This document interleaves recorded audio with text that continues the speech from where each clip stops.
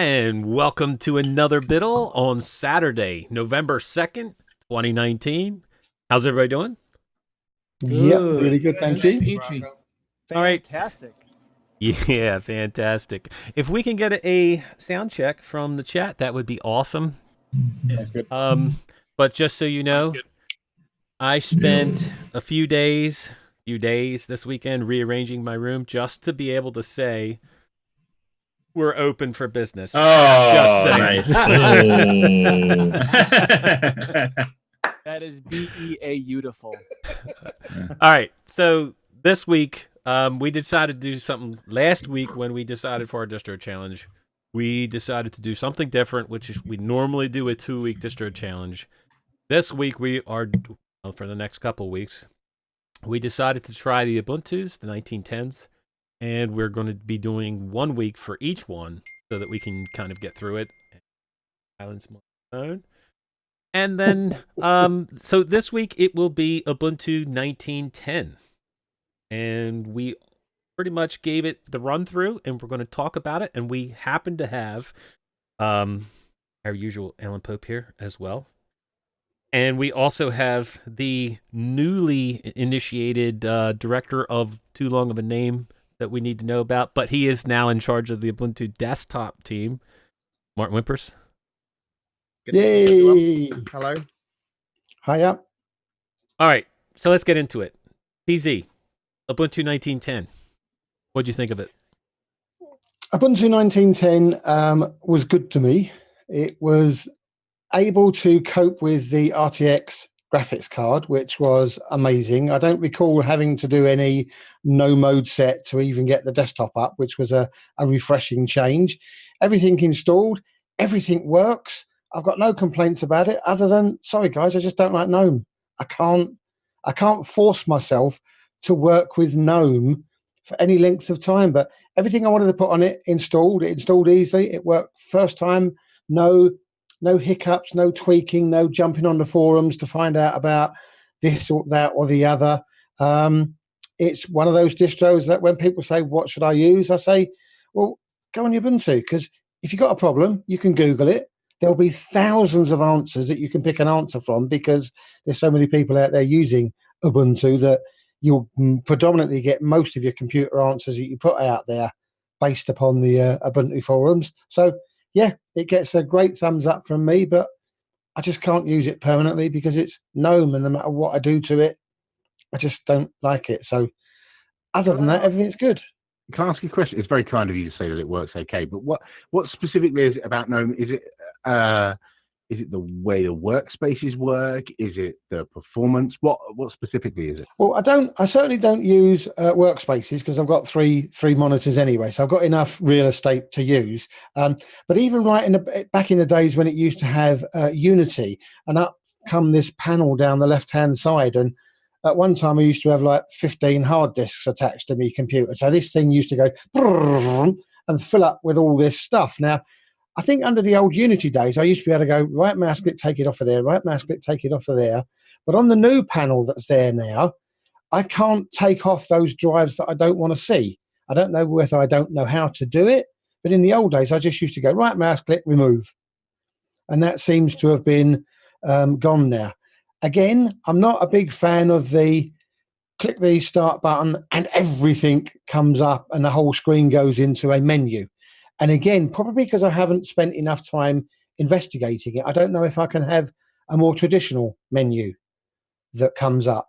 And yes, I'm going to be brutally honest, even though everybody says it's been sped up, GNOME still feels a little bit sluggish. You go to move a window and there's like that millisecond hesitation before it actually starts to move. On a thread ripper? On a thread ripper, yep. Even with a 2080, so you'd think it would be flying around left, right, and centre. But if I put KDE on, now that really does fly. So I think it's probably to do with it's still the single thread application, and all the others can use multiple threads and do more things at once. So it's just Interesting. Yeah, it's just not for me. I'm afraid I can't make myself feel comfortable with it. That's the problem. I don't know about the thing down the left-hand side. I feel your pain because I have a few more icons than I would like down the left-hand side. I don't know about that. I don't know if that's a tweak thing or whether there's a G-settings thing that could be fiddled to make that problem, that pain go away. I know people are working on performance stuff, but I think it's super interesting to hear exactly why, rather than just, I don't like it, or or I prefer something else. I think it's super valuable for people to be able to articulate exactly, why. So I think that's super useful feedback. Thank you. Well, one of my things was when I first booted into it was that the Amazon shortcut is still there. And I'm not sure exactly what purpose that plays. Can you guys tell us that? It generates revenue. Yeah, it makes money. Okay. Hey, that's a So, legitimate reason. it just launches whatever is the Amazon store closest to your geography with an affiliate link in it, and that earns a surprising amount of money, which goes towards funding community initiatives and development initiatives within the Ubuntu project. So yes, people could say take it away, but then if we take it away, then we have to decide, well, what is it we don't do anymore that was paying for? Right. No, I get it. And I think, I don't know, maybe we need to put that out there to more people to let them know that's why it's there. Because I think people would understand and would be okay with it if it wasn't just there without them knowing what it was there for. Yeah, and it's not like the scopes that used to exist, that used to Right. interrogate, Amazon for the store. It is just open the store with an affiliate link. Good to know. Well, I did have one problem when I installed Ubuntu 19.10. When I installed it, I chose the option to do the automatic login. And when it rebooted after it was done installing, everything went fine. But I was met with what I looked at as the login screen. I was like, man, that's funny. I hit auto login and I put in my password, hit enter, and it dropped me right back to it. Well, here it wasn't the login screen. It was actually the lock screen because it was saying unlock. And I didn't notice it at first until I was sitting there looking at it. And luckily, Bill helped me on Telegram edit the config to take it out of automatic login because it just kept repeating, sending me back to the lock screen, sending me back to the lock screen. He helped me edit the config, took it off auto login, and then everything ran perfect. So that is the one issue that I had. I'm making notes. Okay. Vash, sir, did you try 19.10? I did not get the chance. Fair enough. Chris.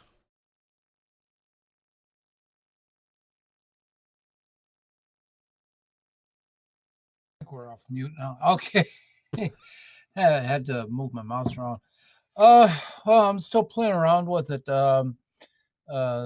Wanted to play with ZFS, but realized that I knew nothing about ZFS and started looking at the manual. Manual was not formatted the way I normally do, or the way I normally would see it. It only had like 2 characters in the very first line there instead of, or maybe 3 characters. And then the synopsis had a boatload of commands listed in it. But I mean, it was just a little bit of a system shock looking at it that way. But I am impressed with the fact that I am actually running hardware that has half the memory as the minimum recommended. It's a little laggy, but it's not insurmountable. About the only problem I'm having right now is the video playback on YouTube through Firefox, in that it was saying that it's not updated, which I find interesting since how everything says that it is updated. And I try to install Firefox and not having a whole lot of luck doing it through the GUI. Sometimes the GUI gets in your way, and this is one of those times. But other than that, I didn't download Chrome or anything like that to try that out yet. just because I wanted to keep up with what was going on in the stream. Primarily use it to keep track of the side chat anyway. So if I don't have video for this episode Biddle, then that's fine. Other than that, I have not done a whole lot. I normally do a little bit more. It's just we had windstorms in Connecticut, and work ran out of power, or well, they didn't run out of power, but and so when we got the plant back up and running, then it was everybody heads down to the walk-in center and wants help with their computer, and so we had miles and miles of people out the door. Anyway, with that, I think I'll turn it over back to Net, so to speak. All right, lovely. Thank you very much indeed. So, Ben, you're up, and we know you've tried it because we've been chatting on various other channels. So, how have you found it? It was good, though. Like you, Zeb, I had some complaints about the GNOME thing. The OS itself was fine. I love it. But GNOME, don't like it. Honestly, it's a good system, customizable, no problems. But it's clunky, bloated, and just can't wrap my head around it. It's frustrating. If anything, I'm going to make a suggestion here, Alan, and to Wimpy as well. I would rather see, this is just my 2 cents here, I would rather see Ubuntu ship by default with Mate than GNOME. Just my feedback. Because honestly, Mate, I feel is an easier GUI than GNOME. Just my preference. I'm not going to lie. It was easier to work with on the Mate version, for me personally, and I'm sure many others could say that too, but GNOME for me is just frustrating. And it's on every hardware that I've tried, it's clunky, bloated, and slow. I can't make sense of it. It's just vague for me. That's just my opinion. So, like Alan asked me to, can you maybe come up with 2 things that particularly make you think it's clunky? Well, it comes with a lot of stuff by default, and I'm always dropping Wi-Fi on it, and that can be said for a lot of things. However, it runs like a dog, or a tortoise or something, and it's not very easily customizable. I managed to do it, but I had to have Yu-Gi-Oh! Master Ricky here help me do that. And so it wasn't very easy to customize out of the box, which I don't really find it that newbie user accessible either. So, I mean, that's just me. So what sort of spec machine were you running on that you found it slow? First of all, I tried on a System 76 Lemur that originally shipped with the Unity version of Ubuntu. And then I tried it on my Dell gaming Optimus laptop, which I found the Optimus configuration not so bad. But the Mate Optimus applet I found worked a lot better than the GNOME. Because I couldn't find... I don't know the specs of either of those machines. So, well, one is a pure Intel graphics laptop with a dual core i7. And this one has a quad core i5. Both have 16 gigs of RAM, DDR4, and this one has Intel and NVIDIA Optimus graphics switching, which the other one doesn't. It's just pure Intel graphics. And both are KB Lakes, so they're a bit older, but not that bad. So, they're not slouches, but unfortunately GNOME makes them slouches, unfortunately. So I'm interested. You talked about customization.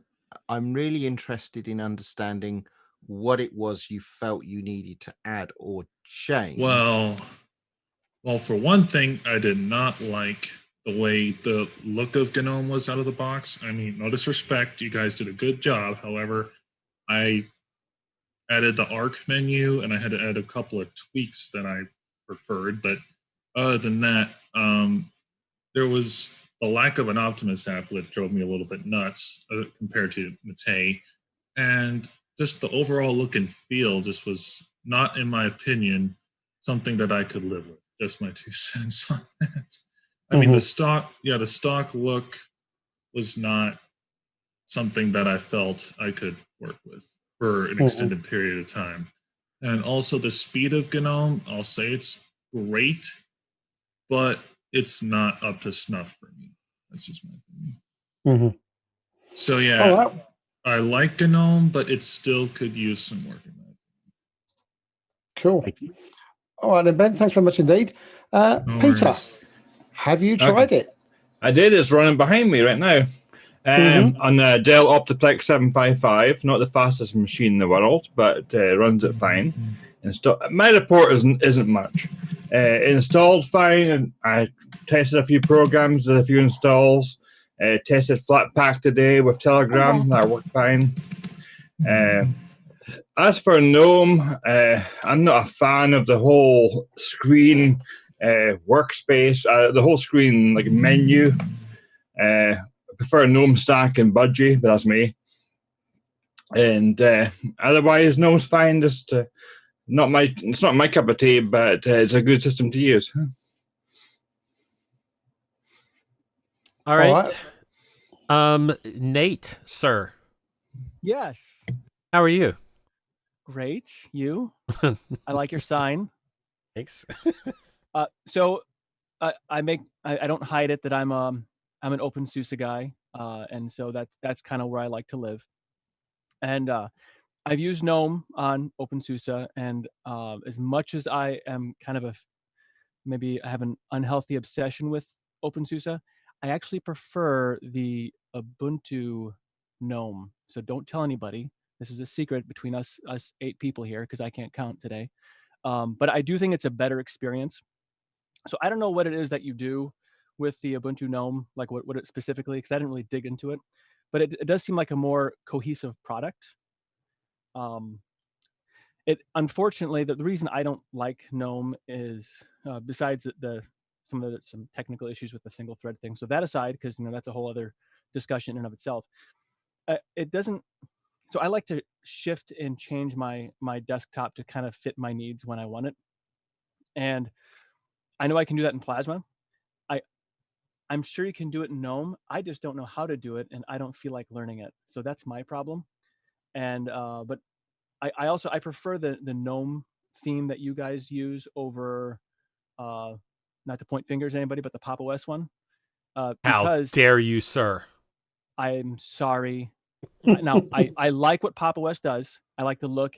It has a very kind of warm, welcoming, like middle of winter, give me a cup of hot chocolate kind of feel to it.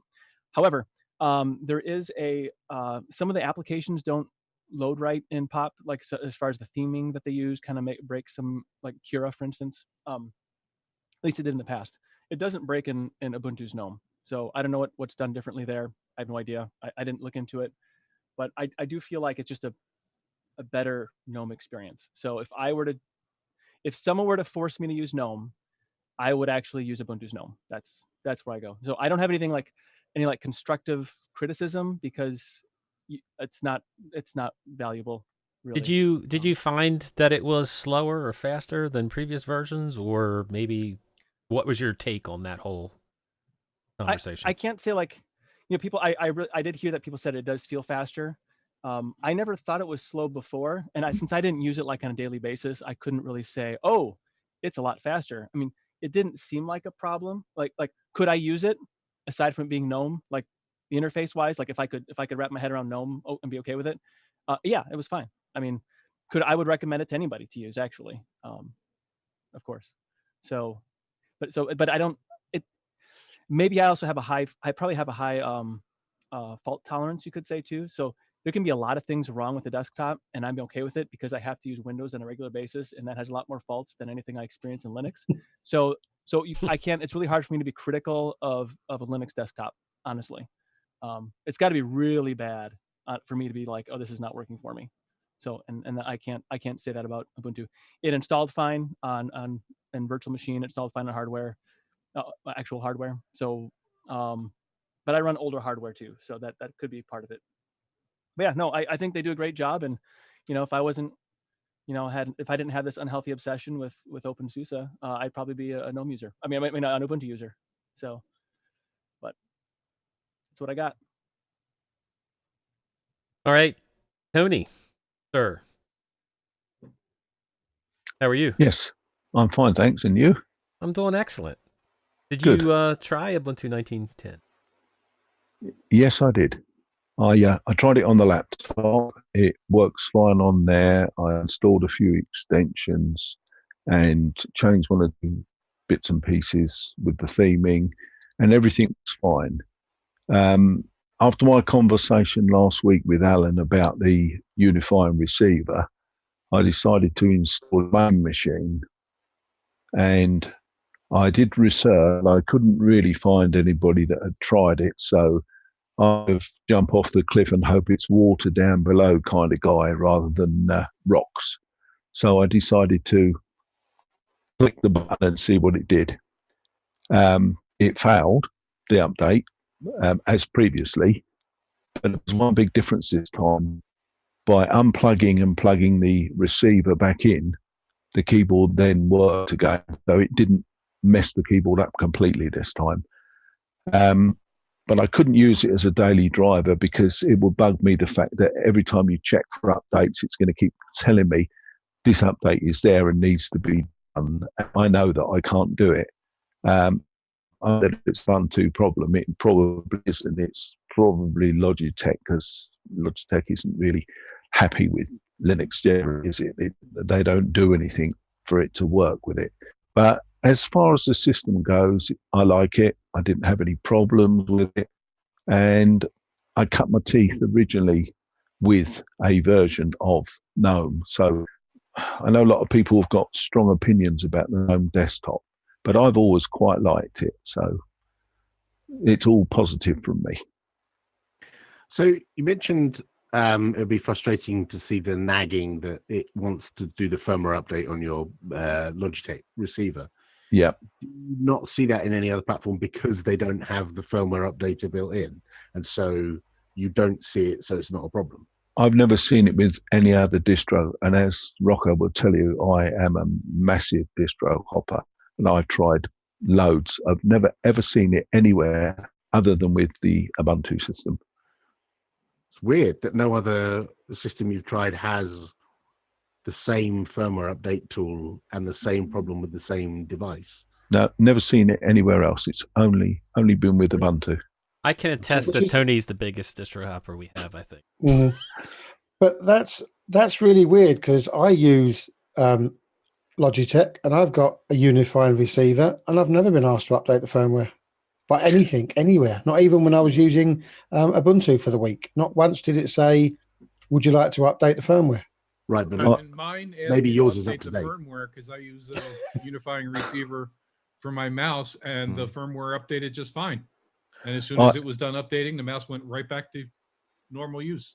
I have no, I don't use Windows at all, so I can't even try and do it through the Windows system, which I've done in the past.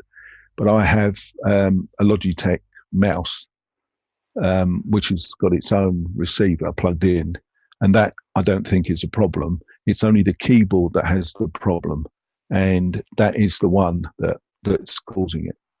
What model of keyboard is it, Tony? I knew you were going to ask me that.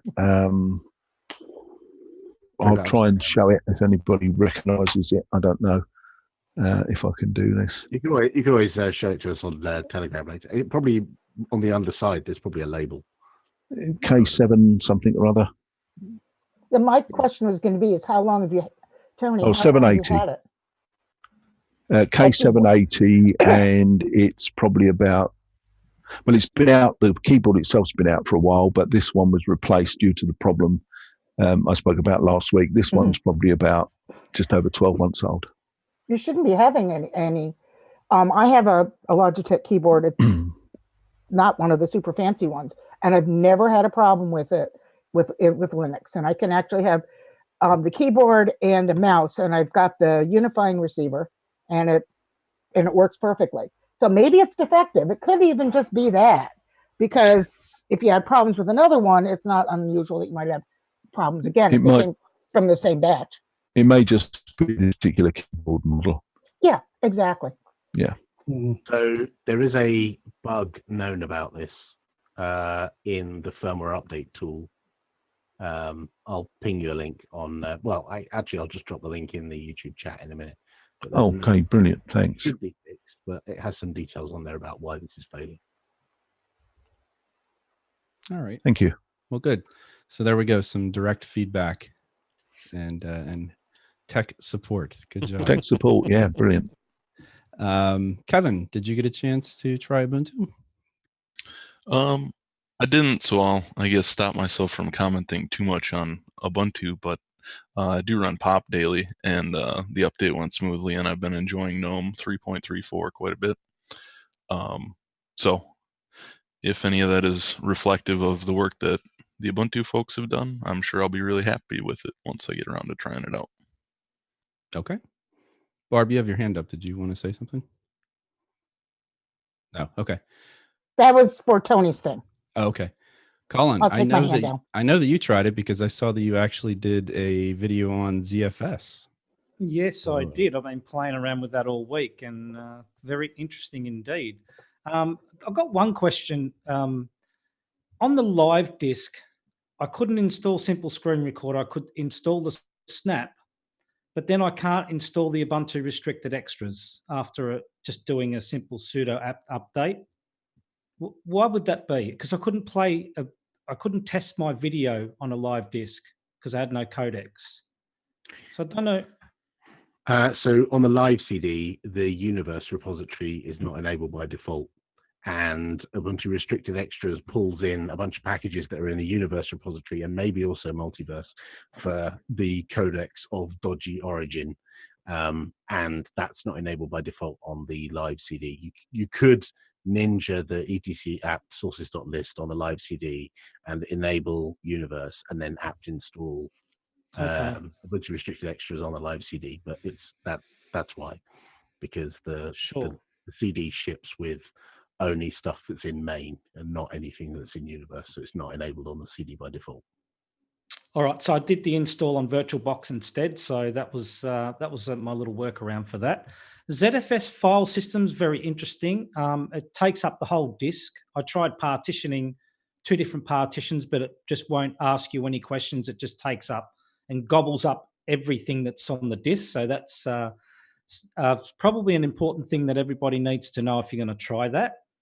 Now, the interesting thing was I did a snapshot. It doesn't seem to like any more than one snapshot.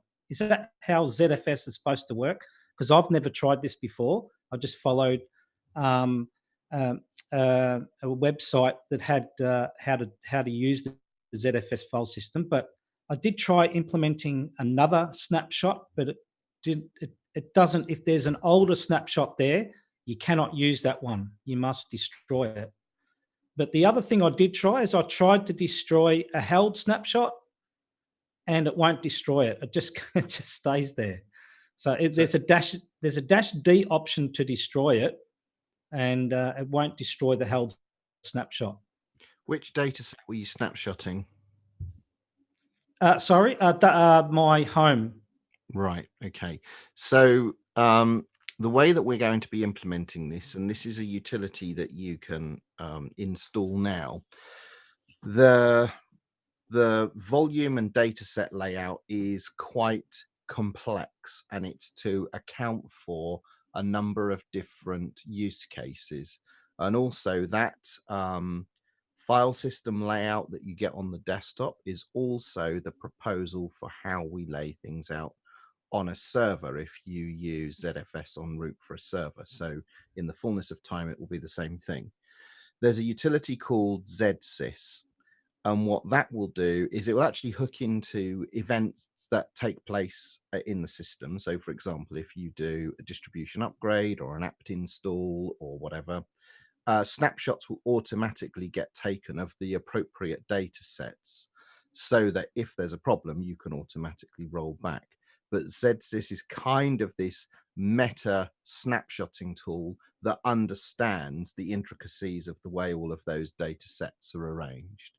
So you can use snapshots discreetly that you set up manually yourself, but you have to be aware of how those data sets are interconnected and overlaid in order to do it effectively. If you want to dodge that, then you can use ZSys. Okay. No, I was just. Sorry, and I'll just No, say go that ahead. ZSys didn't make it into 1910 as a default feature, but it will be a default feature in 2004, and it will enable you to, do an upgrade and boot into the upgraded system, but then through the grub boot menu, roll back to the snapshot that was automatically taken prior to the upgrade that you did. So you'll be able to, flip back. Right. So are you saying that when I do take a snapshot, that snapshot will continue to snapshot in the future as I do things, so I don't have to take another one, or is that how it works? Yes, you can.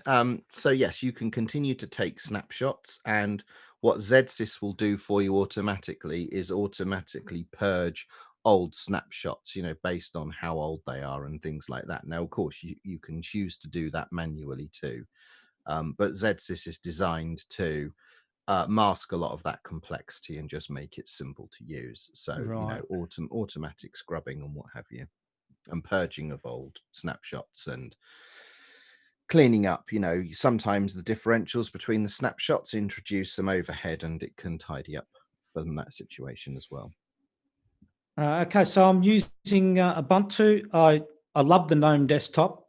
I think it's great. I think you can make it look, you can theme it whichever way you like.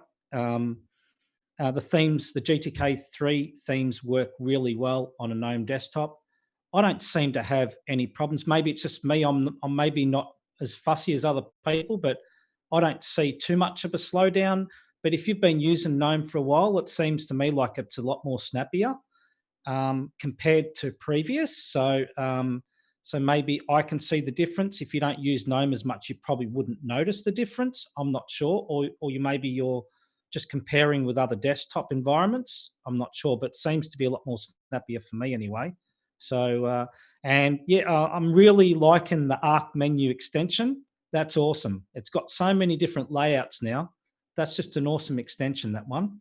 So anyone who wants to try different menus or different type of menus on the GNOME desktop, I'm using Dash to Panel and the Arc menu, and that's got quite a fair bit of flexibility, because now the Dash to Panel can go left, right, top, and bottom, which it never used to be able to. So I'm really enjoying the flexibility there, and Ubuntu at the moment's just been running quite well. So I don't know if I'll continue with the ZFS. I'm not sure, but I think the only thing I noticed was on first shutdown after doing a snapshot, it does take a while to shut down. Is that normal behavior? Oh, I've not seen that. But then I haven't done any snapshots, so I wouldn't I've not encountered that myself. I don't know. I'll try it. I'll try and reproduce it because I have a machine behind me that's 1910. Right. I did 2 installs. I did an install on VirtualBox and 2 installs on real hardware. The first shutdown took a while, but then again, I had some errors on Snapshot because I was trying to roll back to, I had a Snapshot 2 and a Snapshot 3. I tried to go to Snapshot 2 and it told me you'd have to brute force get rid of the Snapshot 3 because that's the latest one. So that may have caused some problems. I don't know, because definitely you got to close the terminal before you do anything else. That could have been me. I'm not sure, but if you want to try that, that might be the issue. So you can't roll back. You cannot roll back to a previous snapshot. It only wants you to roll back to the latest. That's what I found. Yeah. So that's my experience. But I am enjoying Ubuntu anyway. It's good. Lovely. Thank you very much indeed. I think we'll skip Alan because we know what he runs. And we'll yourself and Martin will get a chance to tell us all the goodness after we've given you all of our feedback. So, Derek, are you there, my friend? I am. I'm here. Good. So tell us about Ubuntu. I did try it, and I had to say I'm still a fan of Manjaro, but it ran smoothly. I'm a very big GNOME fan, having been helping out with them for a while. But I have to say everything worked as I expected it to. smoothly on my system. I used a virtual machine, so I didn't put it on bare metal, but I did run it without any trouble, and I think I put about 4 gigs of memory, and it just ran smooth. Unmute yourself, Zed, before you try to help speak. It does help. So thank you very much indeed, Derek. Dan, now I know you've been using it. So what's been going on? Tell us about it. I've been living in it. Mhm. Like you, I have the reaction of the icons tossing up on the screen, and I don't really care for it, but I do see where there is a use for it. It probably is more intuitive to use it on a phone or a tablet where you can actually touch it with your fingers. No, Alan? He's shaking his head. No way. No, everyone says this. Everyone says this about GNOME. Just, I think it's a misconception that anything with big icons must be designed for a phone or a tablet, and I think it. It's the fact that they're all over the screen. Right, so it looks like an iPad home screen. Yes. Right? But GNOME and Unity used to get this same flack, like way back, 9 years ago. People used to say, "Oh, this is a tablet user interface," and it's strange because both of them are very keyboard centric, and so I find it difficult to understand. I mean, I think the similarity is really just the big icons make it look like big friendly icons rather than a menu make people draw the similarity with iPads, and I think that's where the similarity ends. Okay, then moving on.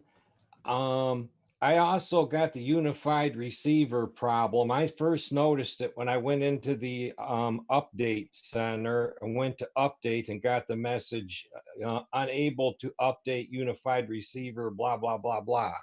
So I was able to actually take a screenshot of it and throw it in Telegram, where I got a lot of useful help from some really nice people that pointed me into some script to install in the terminal that would fix all this. So I did that, and it fixed the problem. One thing that I did notice, though, is with the updates, I noticed for a while I wasn't getting any updates, and that's because GNOME is shipped with automatic updates turned on by default. So it does it when you're not even looking at it. It don't tell you it's doing it or anything like that. So that's where I found in the update center. To make GNOME more, kind of my liking, I installed the GNOME tweaks, the dash to panel, the arc menu. There's also arc icons that are available if you don't like the Ubuntu icon pack. Those look really nice. If you've seen Zorn, it looks much like Zorn right now. But I had to install the audio patch, the TSCHED equals 0 in the default PA file for Pulse Audio, or else I could not use Discord, Mumble, Skype, because the sound gets all scratchy. And this is a workaround that's been posted, but you really got to dig for it to find it. It's located in the etc pulse / default PA, and there's a string you have to add this to. And that just fixed it. That just made the scratchy audio go away. Yes, and it's usually triggered by opening one of them 3 applications, and sometimes, like on some older versions of Mint, I've had it just creep right in while watching a video. What those applications all have in common is they all use ULSA. What audio chipset do you have? Do you know? Well, here's the thing. I was using the default family dash 0H7 or 7H or something like that came with the motherboard. And then to try and nip this, because I couldn't find the information on it right out in the open, because you have to put just the right keywords in the search engine to find it. I went and bought a Sound Blaster card. and I put that in and got the exact same results. So I bought a $45 card, and it did nothing for me. But I've had this. This is not a Ubuntu problem. This is a problem across the Linux board with Pulse Audio. I've had this happen in Mint, Ubuntu, Debian. You know, I know right to when it happens. I know right what to do. Right. So, the notifications on Ubuntu are kind of weak. It doesn't put all of them in there, and it doesn't seem to want to catch all of them. I left some messages to you in Telegram about the audio settings changing. Now, when I power down the machine or suspend it, my audio device configuration settings all change. So, like, you know, my HDMI that I never use for my monitor gets turned on when I manually have it turned off. My C920 camera, I never use the microphone, and that gets turned on. And it got to the point where I just installed the Pulse Audio Control Center and put it and nailed it right to the panel. So I started up, I opened that up, look at my junk, set it all where I want to, and then I can get to work. So that But then bug is known. that happens everywhere, doesn't it? We know what the root cause of that bug is. We were looking at that just this last week, and we've identified what's going on there, and we're going to fix it.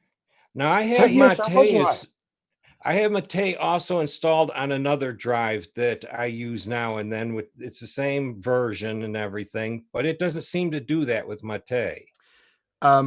No, that's just coincidence. It's that there's a reason for that. It does do it. It does it on this machine here. It just doesn't do it as often.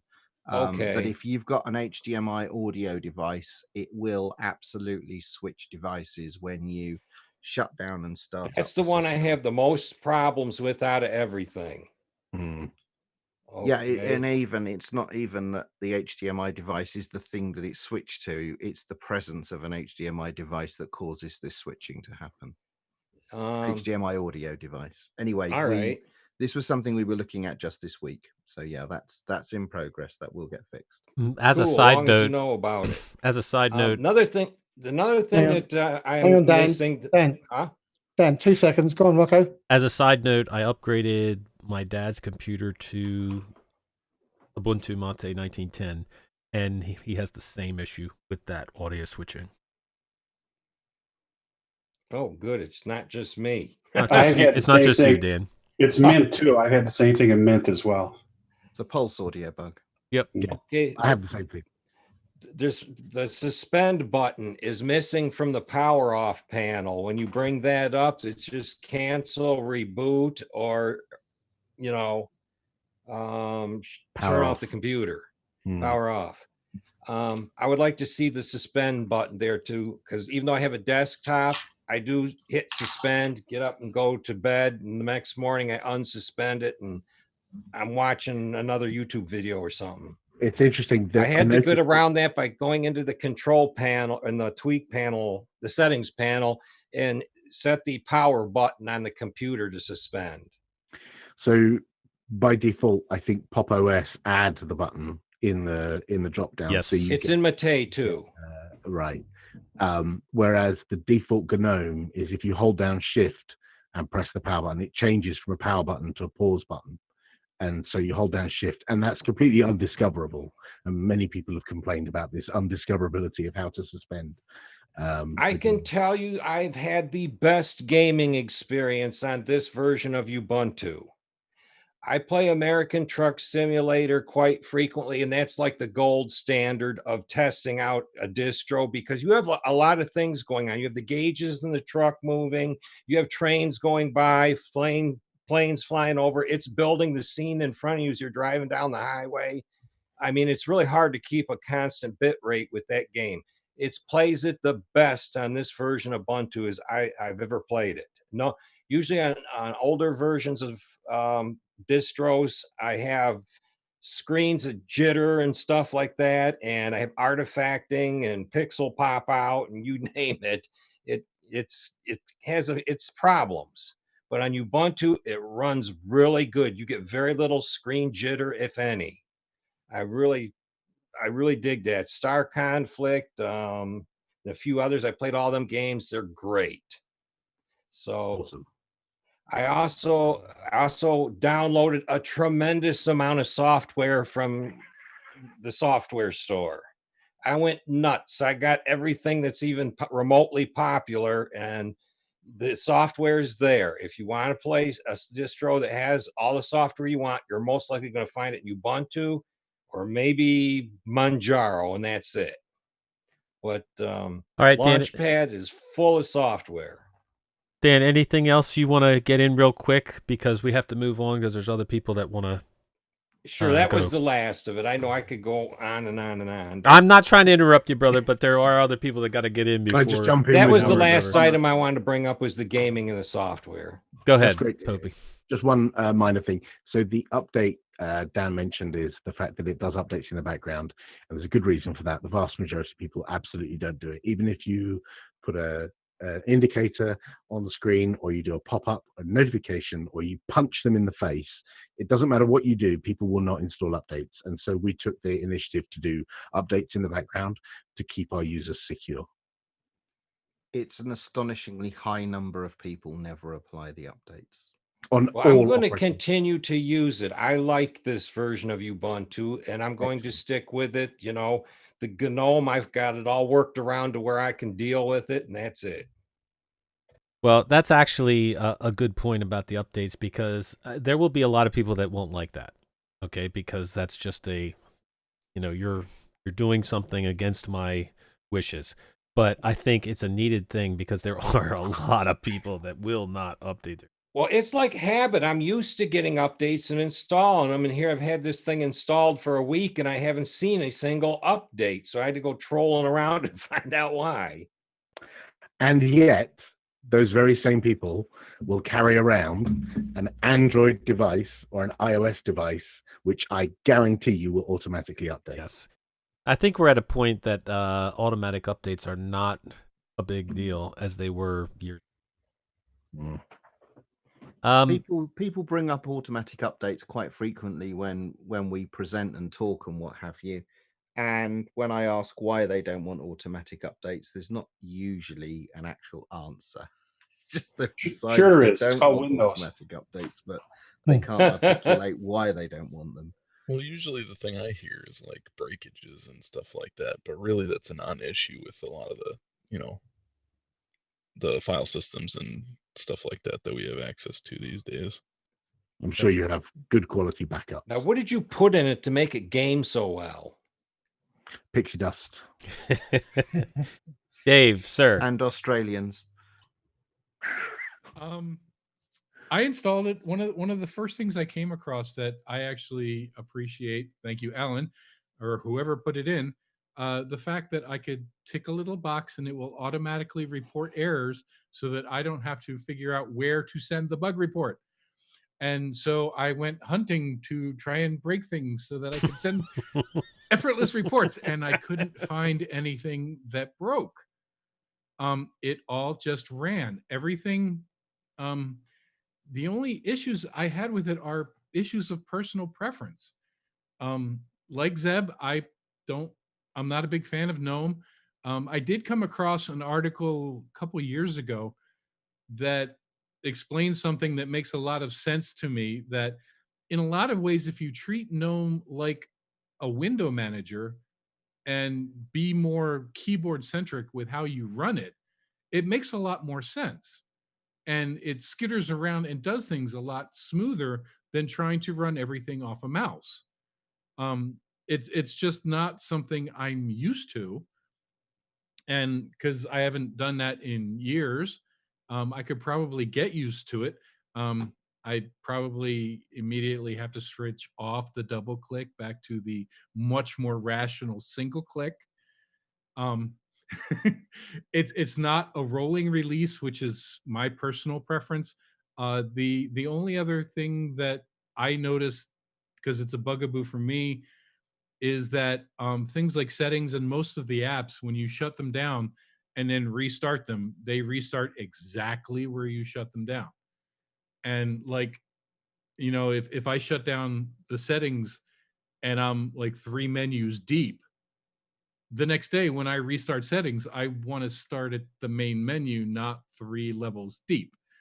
But that's personal habit of how I'm used to thinking. It's not anything that the system is doing wrong. So I love it. I could probably get used to it. I could not find anything to break it, however hard I tried. I sim linked in all my storage folders. I ran my update scripts. I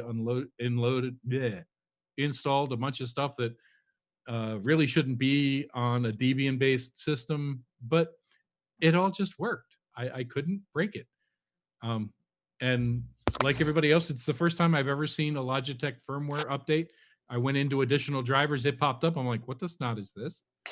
It said, click update, but you can't use your mouse while you're doing it. I clicked update. 15 seconds later, it said done. I moved my mouse, the cursor moved. Okay. Yep. It's one of those set it and forget it distros that just works. So thank you very much, guys. Well, Dave, I wanted to add to your point about the settings not going back to the main screen. Actually, on Pop OS, obviously it's GNOME, it does the same thing, but on Pop OS, there is a bug that if you are looking at the display settings, your scaling goes from whatever you have it set, which I have it set at 200, to back to default at 100. So as soon as you hit the display settings, it goes to 100. Well, every time I open up settings, it goes back to the display of where I was last, and it continually throws the scaling off. So that is something that I think, yeah, maybe it would be a good idea to go to the main settings page. All right, Bill, sir. Hey, how are you guys? Awesome. I can only get in trouble, so I'll just go through this real quick. So the first thing, no one's really said anything. I want to really thank Will Cook and all the work that he did on the desktop team, because I work on a flavor, and that flavor, even though Martin is here, that flavor would not be where it is without the work that desktop team did before. And I really want to thank Will for that. I put a link in our chat from, I will get the name of it. It's from Daniel Van Vogt? Is that how you say Dan's name? Daniel Van Vogt. Daniel Van Vogt. It's on the Ubuntu discourse forum. It is a great bit of information on the advancements in GNOME and in 1910 and what they've done. There's a lot of very good information there. So obviously I helped Rocco a little bit earlier this week. I don't use GNOME every day. My biggest complaints are the way it is set up and configured. Fortunately, you can still use GNOME tweaks to add things. I'm really appreciate the Zorin guys and the Arc menu. That is a really nice feature that they've done. The only thing that I would recommend maybe is possibly looking into a way to have GNOME extensions auto update, because we've just talked about auto updates a minute ago, and they do not. And a lot of people don't update them as well. That's my biggest, that's what I have. The updates for GNOME, I got mine in the notification box, and you have to use an internet browser to actually update them. Just a quick question from chat about the automatic updates. Can they be turned off if the user chooses to do so? Yeah, totally. Yeah. You just go to just go to software and updates, and you have some check boxes, and boom. Not that I would recommend that anybody do that. It's not the average user, but hey, you know what some people are like. They like to toy with their own systems. So sorry, Zeb. Go ahead. No, go on. Carry on, Eric. All right. So Martin, we're just gonna skip you, obviously. Ricky's away, so I mean, I guess that means it's my turn. Oh wait, there's Ricky. There's Ricky. Quick, Ricky, you're up. Just in time. Sorry, I had to unmute myself. That's okay. Hey, Ricky, how's it going, man? Oh, I'm doing good. Just a little under the weather, but I made a solid effort to be here. This is my second Big Daddy Linux that I've ever been on. Well, welcome. Glad to have you. Did you get a chance to check on Ubuntu this week? Yes. In fact, I'm running it right now. What'd you think? Oh my lord, 1910 on my old Dell Optiplex hardware is so much better.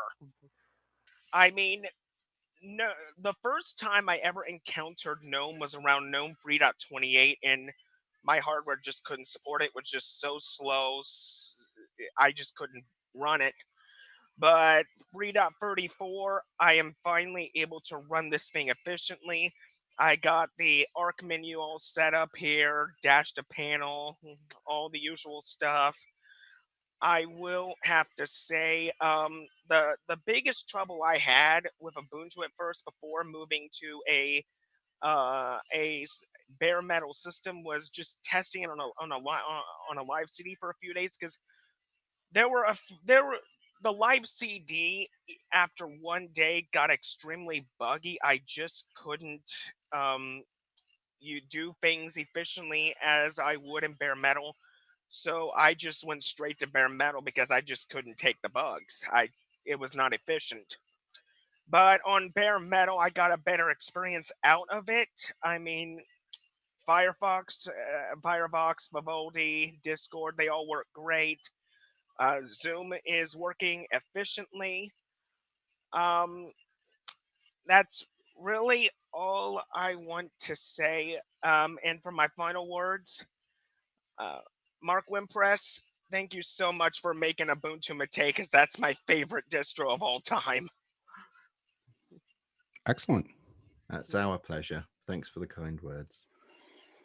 Well, we are quickly running out of time here, and we still have some folks to go. I'm just going to give a few brief words, and then we'll move on. But just as we move forward, keep in mind that we are getting a little low on time. So from my standpoint, I've already been talking to a bunch of folks about this, and Alan and some others. So I've had a mostly trouble-free experience. I upgraded from Disco to Aeon, and that all went mostly well, but I did have a couple issues. But I will say, just as a sort of odd aside for me, I am not a huge GNOME fan normally, but for the last month, I've been running Disco and then upgraded to Aeon, and I did do a fresh install today because I was having a couple issues, and something has happened to me that I cannot explain. Ubuntu's implementation of GNOME fixes the major issues that I have with the stock install. So I've got tray icons, I've got a dock, I've got some customizations, all the things that I would normally do, and I really like the Yaru theme. I have some feedback that I'm just going to give to them, not to take the time here, and it's a fantastic release. I'm really happy with it. So there you go. Great stuff. All right then, Paul, have you been using it, and what do you think? He's got his open sign up. I love it. Yeah, but I keep getting this error here, and it won't go away. It's asking for authentication. So I just installed it about an hour ago, so I'm still playing with it. So I'll do it next week. There won't be one next week. Sorry, mate. We're only doing it for a week. Yeah. Then it's a fail. Okay. Mr. Bacon, are you there? Hello. Can you hear me? Yeah. Am I here? Excellent. Just about, yeah. Yeah, sorry, I'm using not the best microphone tonight. Thank you guys for doing this, and this is my first time on, so take it easy on me. Never. I would expect nothing less. I'm a huge fan of Ubuntu. I've been using it since Warty Warthog, off and on various different bare metal and different installations, server and desktop. I really liked it. I thought that GNOME.34 was really snappy for me, and this is on a system that is an i7, 4600, 12 gigs of RAM, and 120 gig SSD. I thought App Store, the way you guys handle that, and you've included snaps in there now, is makes it extremely easy for me to find the software that I need. One thing that I am kind of curious about though is that sometimes it seems like the software that I'm looking for is buried a little further down in the results whenever I search for it. An example of that would be like the Telegram desktop. It's further down on the list, and I'm just curious, and that obviously was a snap. Is that by design that the snaps are kind of lower on the list, or how does that work? The search algorithm needs some work, is the short answer. The store team have a task to improve the ranking so that the most appropriate thing that we think you're probably looking for appears at the top rather than the first word hit on a, turns out search is hard. And you need good scientists who can optimize that stuff. So there are bugs for it, and we're tracking it, and it will get better. Yeah, Awesome. It's going to get resolved for 2004. Yeah, and it feels like this is a real step toward the LTS, and I think that you guys have really polished it up, and I think going forward it's going to be even better. I do love that there's a minimal install, so I usually don't use an Office suite on my desktop, so I like that I can just get essentially what I need, my terminal, my browser, and get right to work. So I do really love that. Like everyone else has spoken about tonight, I have had the Pulse audio issues, especially in Discord. Not so much in Steam, which is kind of weird, but definitely in Discord I have noticed those issues. As far as gaming and under Steam, like Dan had mentioned, it's been a great experience. I've had a wonderful experience with it. I'm an avid Counter-Strike player, and on Windows, I usually get somewhere around 200 to 250 frames a second. With 1910, it hasn't skipped a beat. I'm getting that same frame rate. So I absolutely love that. But overall, it seems like it's really, it's a great distribution. I've been following it for a long time. I've given out unlimited numbers of discs, as many as you guys have shipped me over the years. I've given out at my local computer clubs, and it does make me feel a bit old now that it's like 15 years old, and I'm still using it, still chugging along. But you guys do great work, and that's really what I've got to say about it. Cool. Thank you very much indeed. Joe, welcome to the stream. And what did you make of Ubuntu? I did spend a little time with it. Of course, as usual, not as much as I wanted. But first I did it in VM. One thing I wanted to ask, I know VMs are never a good way to judge a distro. I did put it on real hardware too. But in the past, it even used to run really well on a VM. And I thought maybe it was just a VM where you talk about the power button, where I went to power it off, the menu would come down and just click and nothing was happening there. So I shut the VM down. I thought, well, maybe it was just that. That only happened once in the virtual machine. But then when I put it on my laptop, I didn't run it on the regular SSD. I ran it actually on a USB, and it took considerably longer to load it that way than it did the SSD, and I expected that. But I did have the same thing happen just once, where it seemed like the power button was there and it just, it wouldn't react. But as far as the Pulse audio, I have that. It seems like it doesn't matter what distro you're on. So I just wish that's something that could be fixed, because too often the distros are getting blamed for the tools that are part of it. I did the one thing I will say again with the touch, the touch capability in that laptop, everything ran really quick, snappy. It's very polished and clean. And, I'm not the disliker, if that's even a word, of GNOME, like a lot of people can be. I liked it much more than I did in the beginning, in my early days with Linux. And then I kind of got away from it. And now I'm starting to kind of like it again. I think the biggest thing for me with it, with GNOME in general, is just the customizability. That's probably the one thing. But I would definitely still run that on a second machine all the time. Like I said, I still have Papa West in here, and I was even thinking about putting Ubuntu in here, but I might wait for the LTS to throw it in here for the secondary distro on here. I do like it. I didn't have a lot of time with it. I did, as you know, not to go on any further, but I had that ThinkPad coming, and I was very disappointed. It looked like brand new when it showed up. It was only it was a 2017 model, and I went to boot it up and put Ubuntu on it because that's what I was looking forward to running it on, and I would get an error and it just wouldn't load. So then I tried, I don't know how many different, I tried Peppermint, I tried Mint, I don't know how many different distros. It was doing the same thing. I even tried to put Windows back on it because that's what it was, a Windows machine. So obviously there was a problem with that machine. So again, not judging against Ubuntu. But what I did spend the time I spent with it, you guys are doing a fantastic job, Alan. And honestly, I do like the idea of those security updates. And I know I kind of interjected, I said Windows, but I think that's where people have that notion about not having stuff doing automatically because they always, with especially what's going on with Windows 10, I know we always have these conversations, but I think people also judge other platforms by that as well. To me, I think I'm one of these guys that I don't wait a week to do my updates. I see that badge up there telling me that there's an update. I'm looking at what it is and I'll run them. I like to keep things, clean and going, and especially the security stuff. But that's it for me on that right now. All right, JJ, sir. Do I sound okay now? You do sound okay. How are you? Doing all right. Just trying to do some TCP/IP homework while I'm listening to the stream and participating. So, did you do any Ubuntu 1910 homework?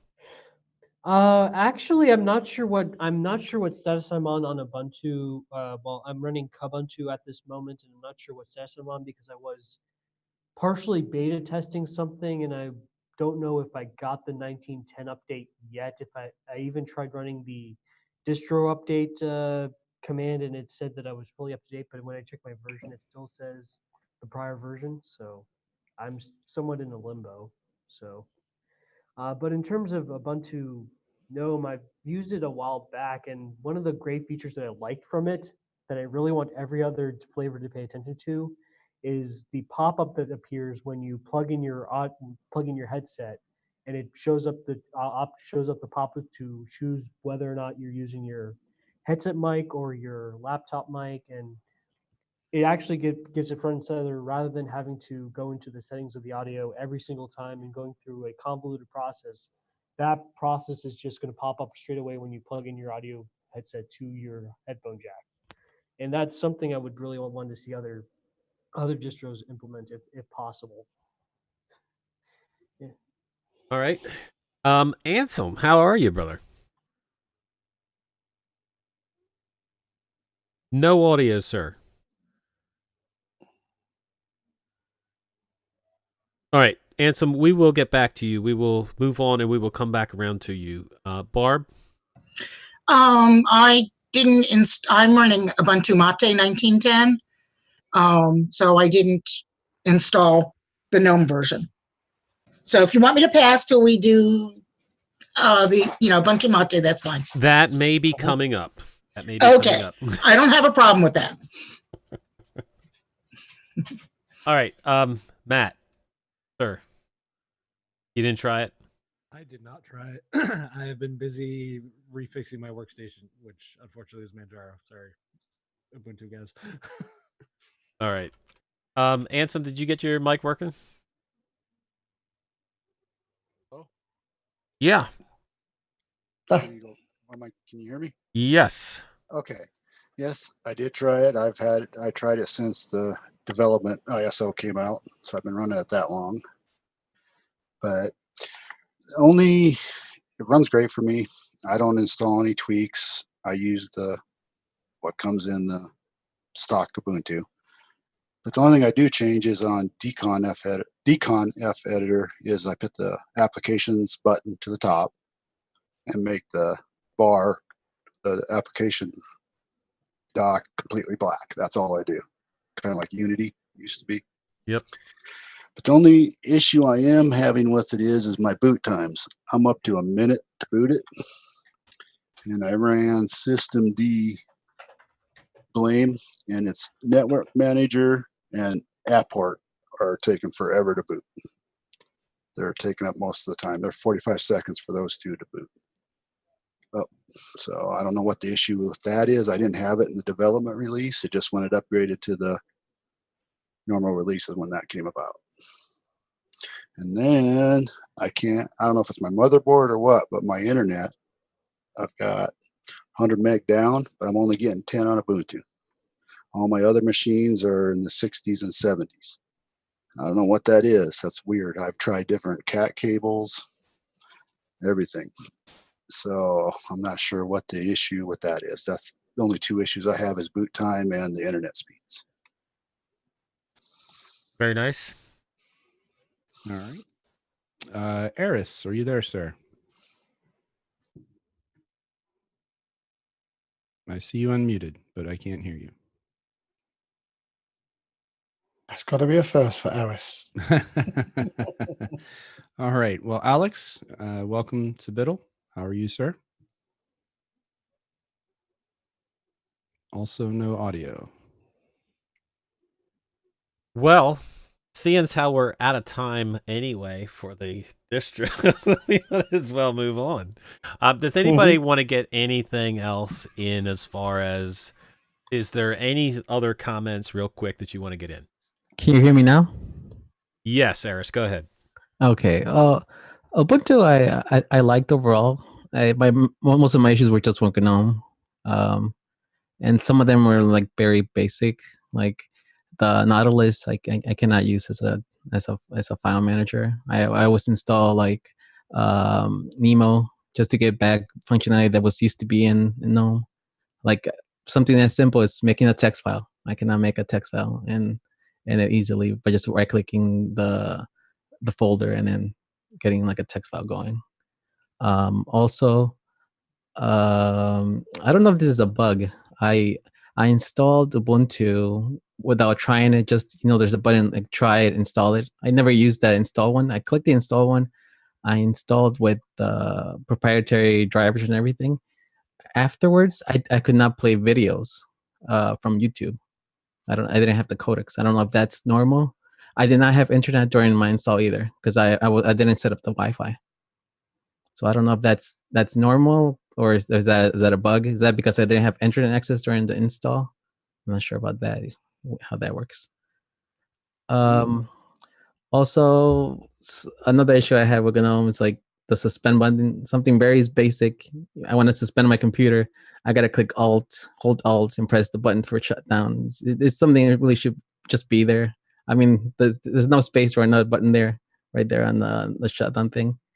Also, I have noticed a big performance gain with GNOME compared to previous versions, but I still have slowdowns. Like I'm watching a YouTube video randomly, and this is not all the time, and all of a sudden the video starts getting jerky.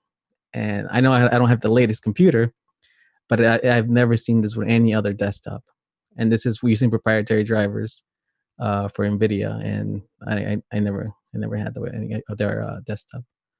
One other thing, I printed a document, and then I got a pop-up saying that it was waiting printing. The paper printed, and the notification stayed there. I could not click it off.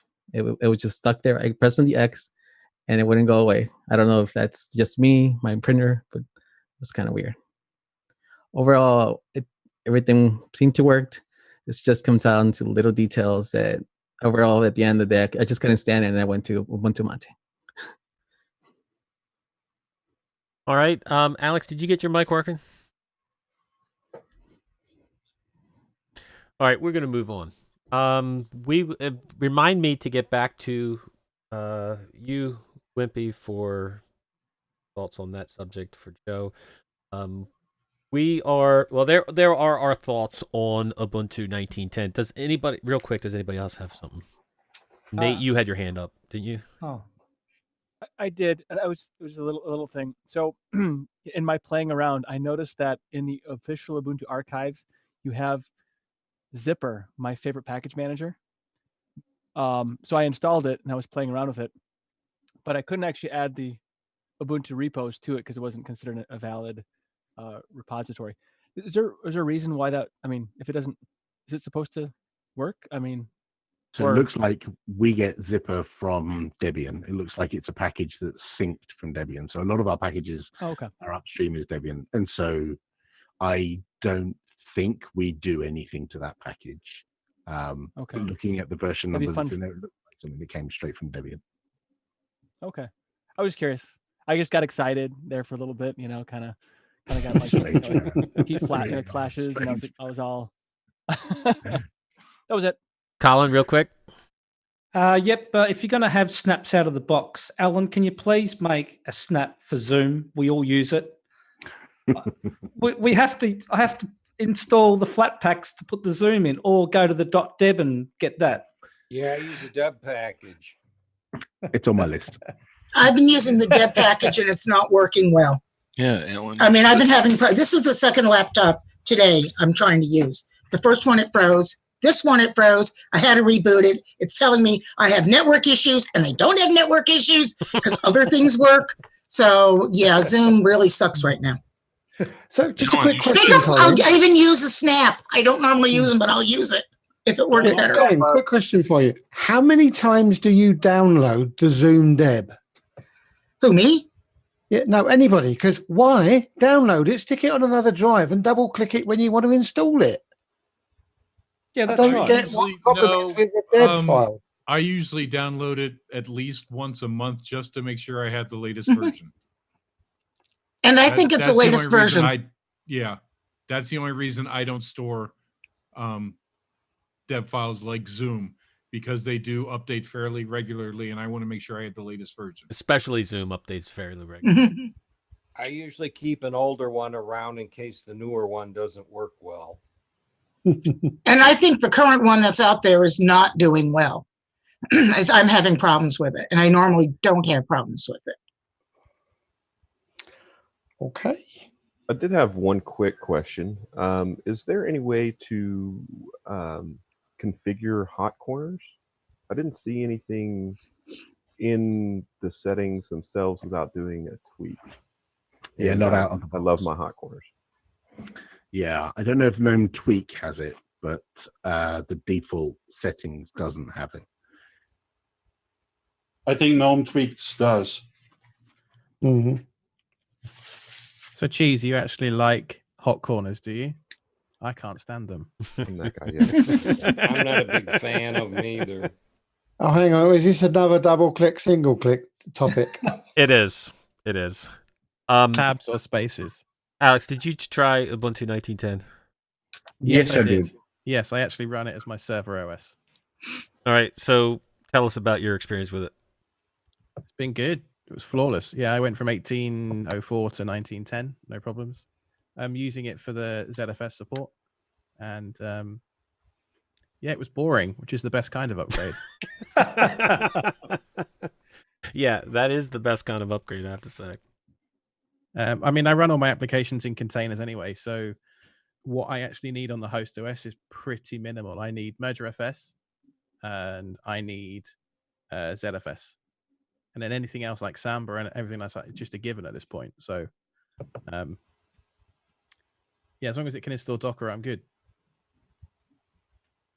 All right, Ali, did you want to get something in real quick? Yeah, real quick summary.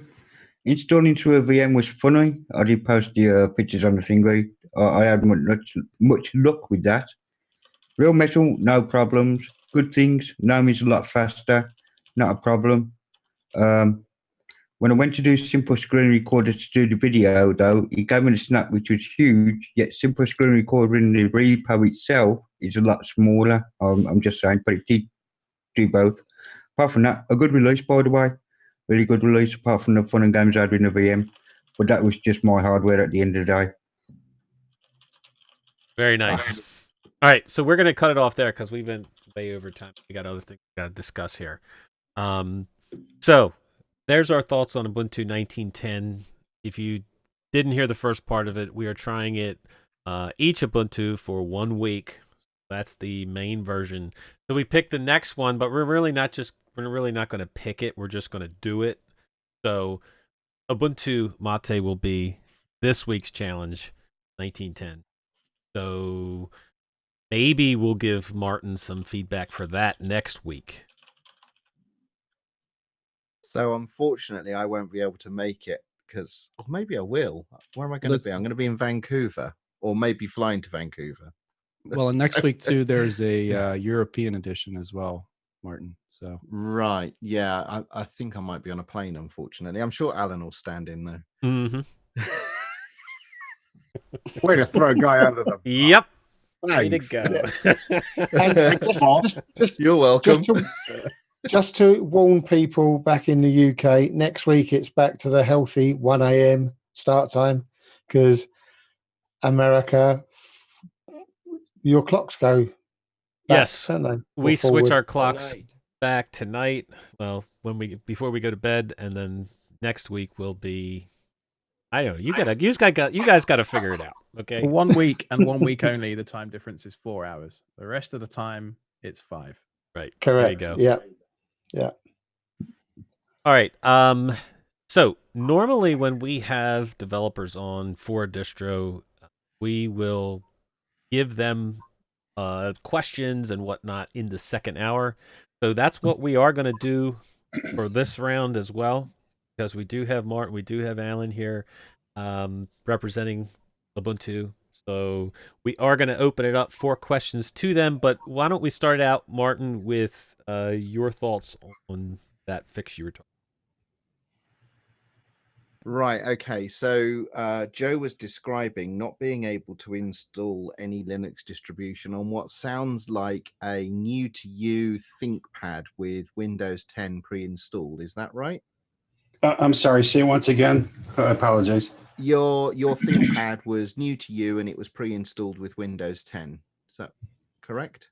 That particular one was. I actually have another E570 here that was my wife's. Now that has Windows 10, but I do know that, like, even on my Dell, there's multiple adjustments. The secure boot has to be turned off. Legacy has to be turned on. And then I can't remember the other setting, but there was another security setting on my Dell that had to be turned off. I literally went through every setting on that device, right, trying to find out if there was something in the BIOS. And then I ran a maintenance test basically on it, and it was throwing me some RAM errors and then a couple other errors. So I think there might have been a motherboard issue with that. It's the only thing I could figure.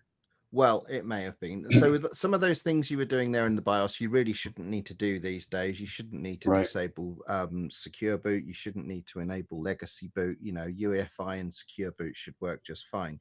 However, what we have started seeing recently is that there are laptops now coming out pre-installed with Windows 10 that have a TPM module in them, and the Windows installs are bit locked. They're encrypted, and you cannot overwrite those encrypted partitions that Windows are installed on. Your only recourse is to boot into the Windows 10 operating system and decrypt the drive. And only once you've done that will you be able to go back and repartition. So if you want to blow the whole disk away, you can do that. But if you want to, you know, resize and dual boot, you have to go into Windows 10 and do the BitLock decryption first. Well, here's the thing with that too, Martin. I noticed that setting in there. They said something about the TPM, which I wasn't quite sure what that was, but I even tried to put Windows back on it because it came with nothing on it. It was basically wiped, but it had, you could see in there that it had the boot manager setting or whatever. So it wouldn't even take Windows back on it. And I did go through the trouble of even taking the drive out, putting another drive in, trying to see if that would do it. And I got the same install errors. So I just think there was, the machine looked like brand new, but there was something that wasn't correct. Now, could it have gotten damaged in shipping? That's possible too. I don't know.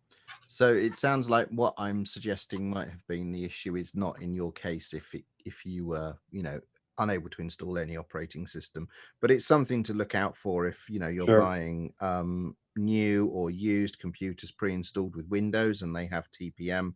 There's a chance that the partitions may be encrypted and you won't be able to resize and dual boot unless you go into Windows first and do a full decrypt of the drive. Yeah, that's good to know because I actually was intending to wipe it out anyway. I had no intention of putting Windows back on it. That was going to be a new test machine for me. So I didn't really care about wiping the drive out, but that is good information to know because I did see some settings in there that didn't look to be the normal settings I was used to seeing. And they do give an explanation about encryption, but I didn't have a chance to research what that meant, and you just explained it in a very brief sentence, so I appreciate that. Nice to see that Microsoft hearts Linux. Wow. Well, no, it's nothing to do with Linux. I mean, it's a perfectly sensible thing to do to ship their devices with, fully encrypted disks. So, it's no harm, no foul. If you don't want to keep Windows, you can overwrite the drive without having to do any decryption. It's only if you want to preserve the Windows install that it came with and dual boot and, resize. That's now that you say that too, because I think that was part of the explanation that they gave was for security or safety reasons of the OS, something to that effect. There was in there when you clicked on that section in the BIOS, that was the explanation that popped up that there were about the encryption. So that makes sense. Thank you. All right, Kevin.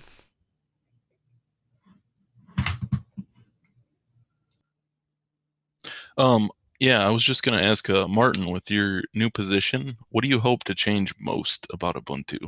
What sort of impact are you using to make, or are you looking to make here? For 2004, not too much, because as you go into an LTS cycle, you've really been, ramping up 18 months of development to, hit that next LTS. The team have already sort of, got a direction of travel and a trajectory and a number of things that they're working on and want to continue to improve. So for 2004, those plans are pretty much set. We'll be firming those up this coming week. So the team will agree this is the objectives. And then the week after that, some of the people from Canonical, about 150 so people, get together. So we'll be in Vancouver. And not just for the desktop, but for all of the products, we will agree and write it in stone what everyone hopes to achieve over the next 6 months for all of the things that they're responsible for. So for the desktop, we're going to be looking to take that ZFS stuff and take the experimental label off that and get that robust and complete with ZSys that I referred to earlier. I know that there is some keenness to continue to improve the performance of GNOME Shell and work with upstream there to deliver on that. And then there's a few other embellishments and improvements, and I'm going to keep my powder dry on those. Keep an eye on the Ubuntu blog and the Ubuntu Twitter account, and we'll tell you all about those new features and developments as they land over the next 6 months. You're such a tease, Martin. I know. Could I have a quick too long wasn't here on ZSys? Right. Okay. So ZSys is a utility that we're working on that integrates with ZFS on root on Ubuntu, regardless of whether that's desktop or server. And it understands the intricacies of the volumes and the data sets that are created.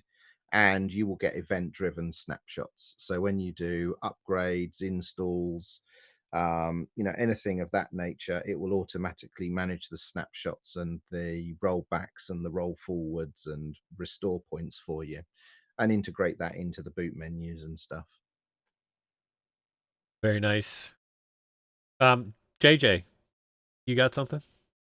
Well, I was just curious if there was anything that, if anything from your time and you're currently still doing Ubuntu Mate, leading Ubuntu Mate at this moment, correct? Yep.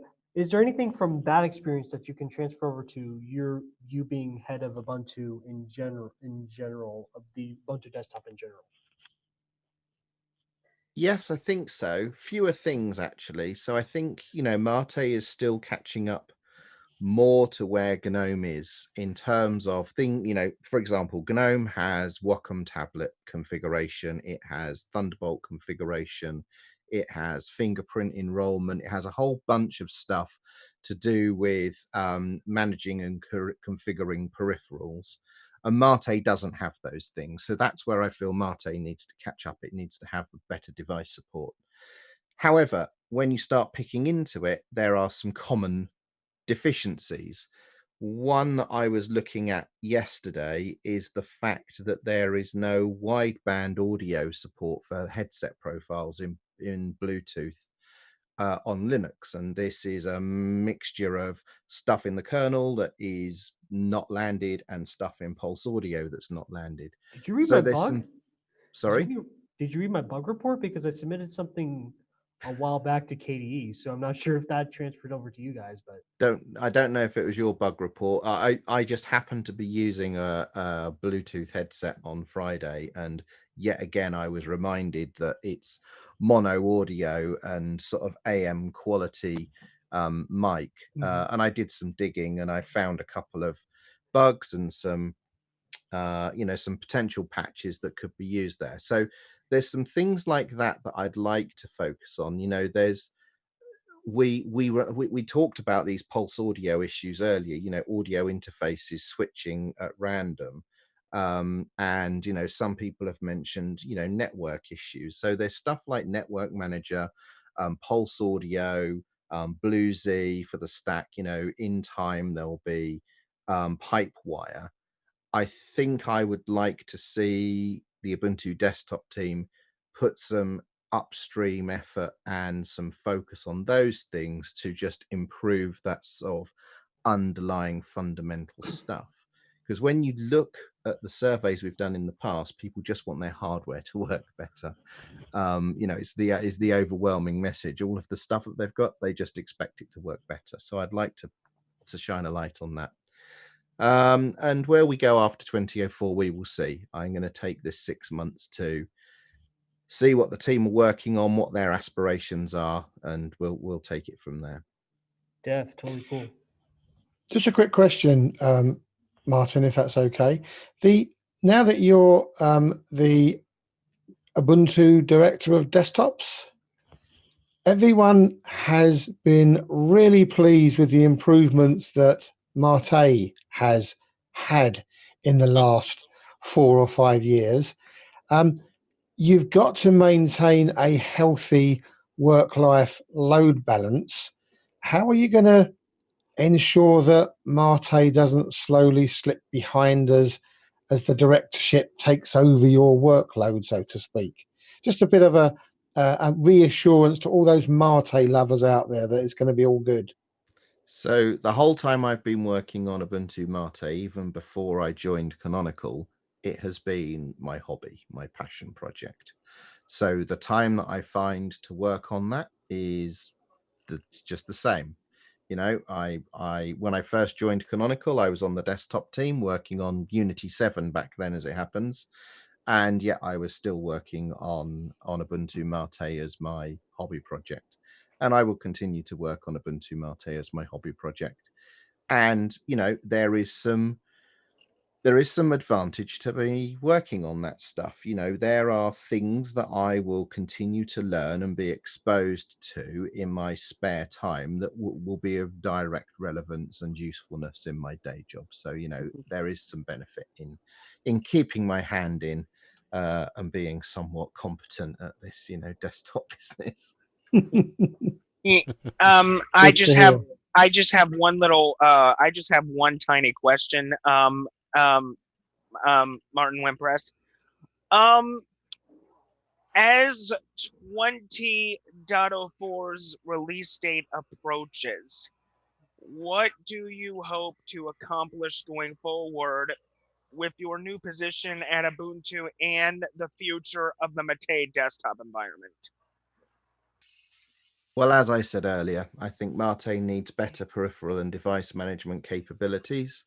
Wayland support in time, that's something that we're working towards. And for GNOME, I know what the immediate plans are for the team over the next 6 months. I think we need to deliver on that, and then we'll reassess where we are in 6 months' time and look at, how ambitious we want to get about what we do with GNOME next. And you never know, maybe some of my little projects that I've implemented in Mate might make their way into the main distribution, which would be nice. Yeah, I appreciate that. Thank you. Because device peripherals is one of the things that I like about Mate currently. I can just plug in a camera, USB headset, they're automatically good to go. But for future devices that are not yet supported by Mate, I really hope that better device peripheral revisions do come in the future. Yeah, I mean, the same peripherals work in Ubuntu Mate the same as they do in main Ubuntu. The difference is that Ubuntu has UI to configure them, and Mate sometimes does not. Yes, yes. Dan Kelly, sir. My question's real simple and quick. Is there going to be an upgrade path from this Ubuntu to the LTS one? Yeah, Ubuntu has had upgrade capabilities from LTS to LTS or interim to subsequent release for 12 years or more, I think now. The only caveat with the upgrade from 1910 to 2004 is if you have installed on ZFS on root, we haven't decided if the layout that we're using for the volumes and the data sets is what our final proposal is going to look like. So if you've installed on ZFS, you may not be able to trivially upgrade. No, I stayed on the standard at ext4. Right. So yes, the usual upgrade tools will exist and will be able to take you from 1910 to 2004. Thank you, sir. You're welcome. Bill? I just wanted to, there's been a couple questions about ZFS, and since Cheese and Alex are here and they're not saying anything, I'm going to recommend that you give about 45 minutes to go look up TechSnap 414. It has got a great deal of information on ZFS if you don't know about it. So that's all. All right. Yeah, I agree with that. Jim broke down the ZFS kind of pool layout pretty well. I must have tuned out during the ZSys bit because I heard him mention it, but then Martin's explanation, I was like, oh yeah, I think I've heard this before. Yeah, ZSys hasn't landed. It's going to be a feature in 2004. Just to translate that for the American brethren, he means ZSys, but he actually doesn't. Whatever. Hey, I live here now, so I can get away with that translation nonsense. You know, it's a public service I'm providing. You're all welcome. Right. Yeah. That actually leads to a good request. Can we have it when it first loads up, that it loads up with UK now that we have a UK directory of the desktop? Because every distro you go out there, it's like US, US, US. And even when you change it sometimes, it's still US. The engineering director for Ubuntu Desktop has been based in the UK for the last 5 years. So I think what you'll find is that is a default that the system just has. I'd say another anecdotal observation about, you know, Linux and open source development in general is most of it comes out of Europe. There is a lot out of the US, of course, but not just England or the UK, right? There's a lot out of Eastern Europe and Finland, the Czech Republic, for example. It's not where the developers are; it's where the users are, because they're the people who are going to install it, and there are a significant number of people sitting on that big chunk of land over where you are. I'll trust and they you to to be let you know logical. about their existence. Well, we have, so we do make these decisions. There are two things that guide Ubuntu development, and this is true for the desktop and the other products that are being developed at Canonical. There are two key things at design. It's data driven, so we don't make decisions about stuff unless we've got the data to support the decision that we're making. And the other is that everything goes through design first. And when you think about design, you think about, you know, graphical user interfaces and icons and websites and all the rest of it, but all of the command line utilities as well that make up part of the portfolio of products have all been designed. So if you look at, you know, how Juju and Conjure Up and MicroKates and Snap and Charms work and their command line interfaces, you will notice that they all share common actions, language, and simplicity, and that's because somebody actually sat down and thought about these things and designed it. Now, with regards to the data, I'll paste a link in the chat in a moment so you can go and see the data that supports why American English is in fact the default because that's where the majority of the users are. And Zed, you may play American Trucking Simulator. I actually drive a semi on these highways. You would be shocked at how much empty space there is over here compared to England. There is just so much in the brains of the wilderness drivers, still. or you mean land? Land. I know. I'm just kidding. So I've Well, just pasted the landscape, be it It's the actual called physical desert. landscape or the landscape of inside people's heads. They're both pretty barren over here. So You weren't that far off, Alex, for some, not all. Yeah, Wyoming and what's the other one? Kansas. They are Nebraska. boring. They are boring to drive through. Montana, Nebraska. Meanwhile, back at the point, I've Yeah. just pasted the link that Martin mentioned. Excellent. Thank you, Alan. All right, so you guys just released 1910. Obviously, it's an interim release. There are things in it that are like the ZFS that's experimental.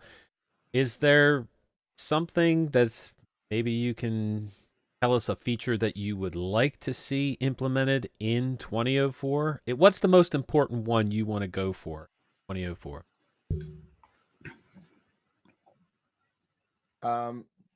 At the risk of sounding like a broken record, personally, the continuation of the work we're doing on ZFS is personally what I think is most exciting and interesting, because it unlocks a whole raft of capabilities for the future, with regards to robustness of upgrades and simplicity of backups. I think it would be rather cool if people started to create home servers using ZFS backed data, and now you could do ZFS replication of your system to your home server, and now you've got frequent snapshots sent over the wire, encrypted and kept encrypted at rest. This would be pretty cool stuff, and you could flip backwards and forwards and have robust data recovery and what have you. So I really think that's a killer feature. And like I said, we've got some other bits, and I'm just going to keep my powder dry on those for the time being. Man, you mentioned that there's not going to be a real upgrade path from 1910 to 2004 for the systems on ZFS. There may not be. Okay. It's just we reserve the right that we may not have an upgrade path Well, no. if you've I was going to installed on ask if ZFS. you had in your thought process an idea of when you were hoping to. And you just answered that. So you're hoping to have it for this, but you're not guaranteeing it. So We will have finalized what the ZFS story is for 2004, and we will finalize what the data set structure looks like very early on in the 2004 cycle. Excellent. Thank you. Also, if you listen to the Ubuntu podcast episode, season 12, episode 28, you'll hear a discussion in there where Martin, myself, and Mark, the other presenter, discuss some of the things that we would each like to personally see in 2004. Some of them are paper cuts, some of them are big features, and some of them are just like niggles that we personally have that annoy us. But if you listen to that episode, you'll hear like 15 minutes of us ranting about stuff, basically. If you listen to the one after that, all the listeners tell us their 3 favorite things that they would like to see in the next release of Ubuntu as well. It's quite inspiring stuff. Cool. JJ, go ahead. So, as being the now head of the desktop team, and we mentioned users briefly, how would you see to it that Ubuntu attracts more users to Linux? And do you have any sort of personal type initiative or any sort of endeavor to try to attract Linux and also in turn Ubuntu to more use? Well, yes, that's been the other way around. And I mean, you're going across many channels. I just got a chance to listen to your interview, both parts of your interview with IG earlier today. So, and that was a pretty good talk. Many people here should probably check it out if you get a chance. But while you're on this press tour, quote unquote, like how are you going to spread the word, the good news about Linux and Ubuntu. Okay, so yes, I do have a plan for how we attract more users of Ubuntu desktop, and it is simply this: sell more tier 1 devices with Ubuntu pre-installed. There is an astonishing number of people who buy laptops from the tier 1 vendors pre-installed with Ubuntu. The numbers would boggle your mind, right? There are more people each year buying Ubuntu pre-installed on devices than exists on all of the other distributions put together by many orders of magnitude, right? This whole idea about marketing and advertising, you need to think about what is it you're marketing and what is it you're advertising. You're sure as shit not advertising, go and put this ISO image on a USB stick and plug it into a second-hand computer and now do a whole bunch of technical foo that is impenetrable to normal people.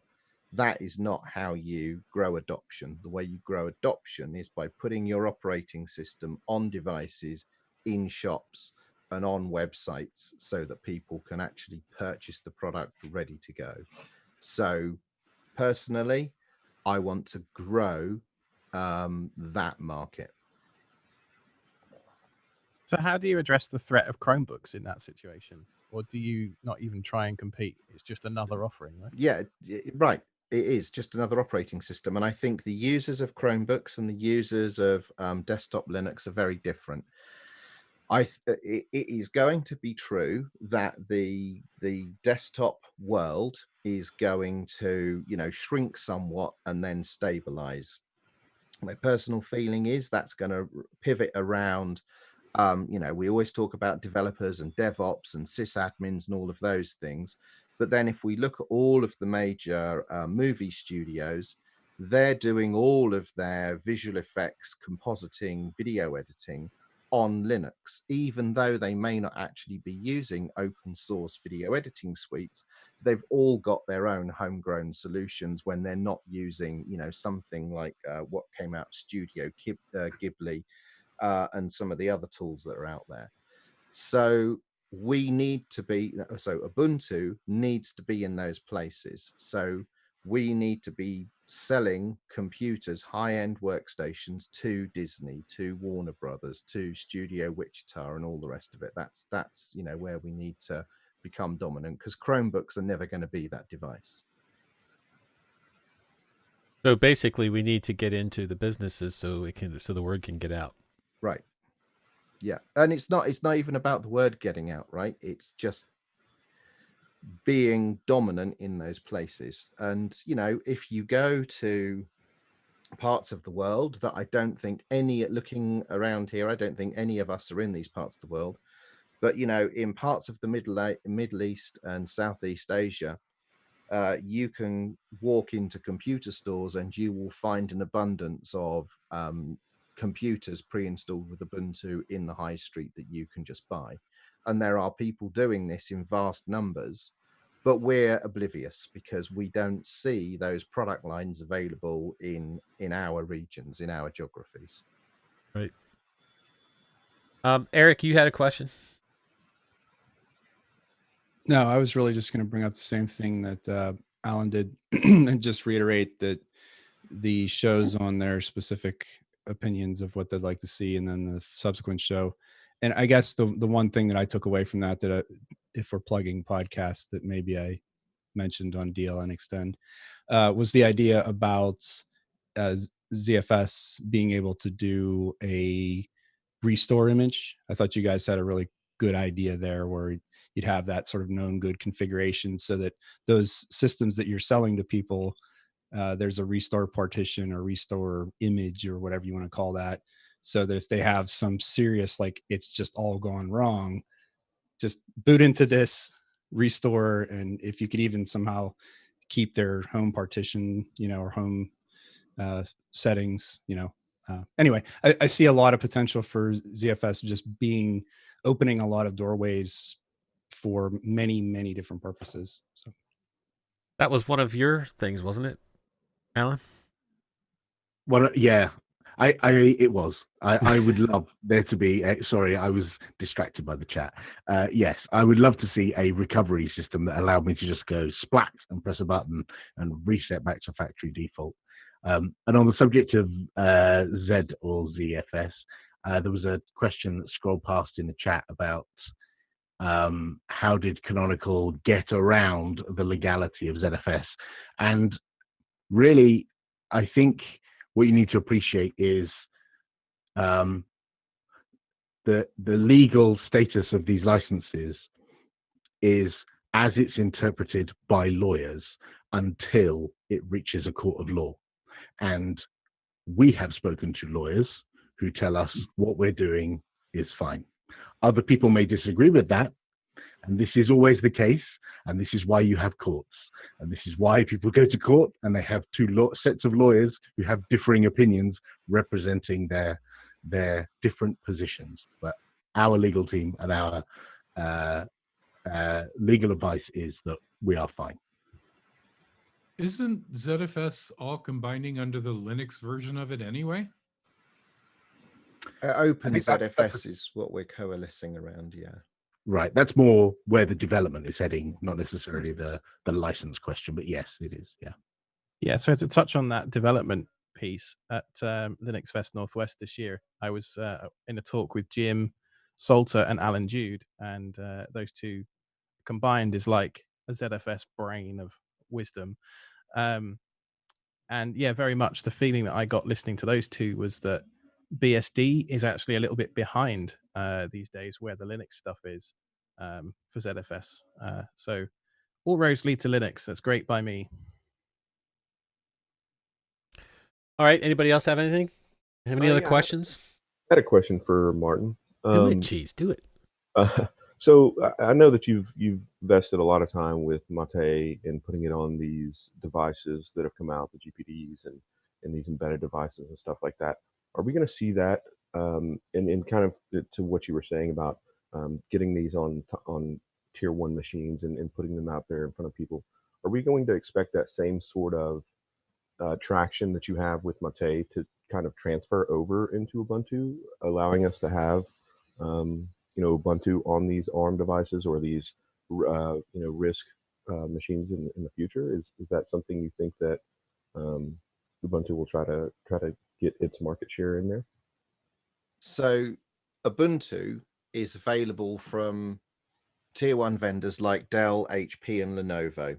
So the volume of sales there is massive by comparison to these smaller OEMs.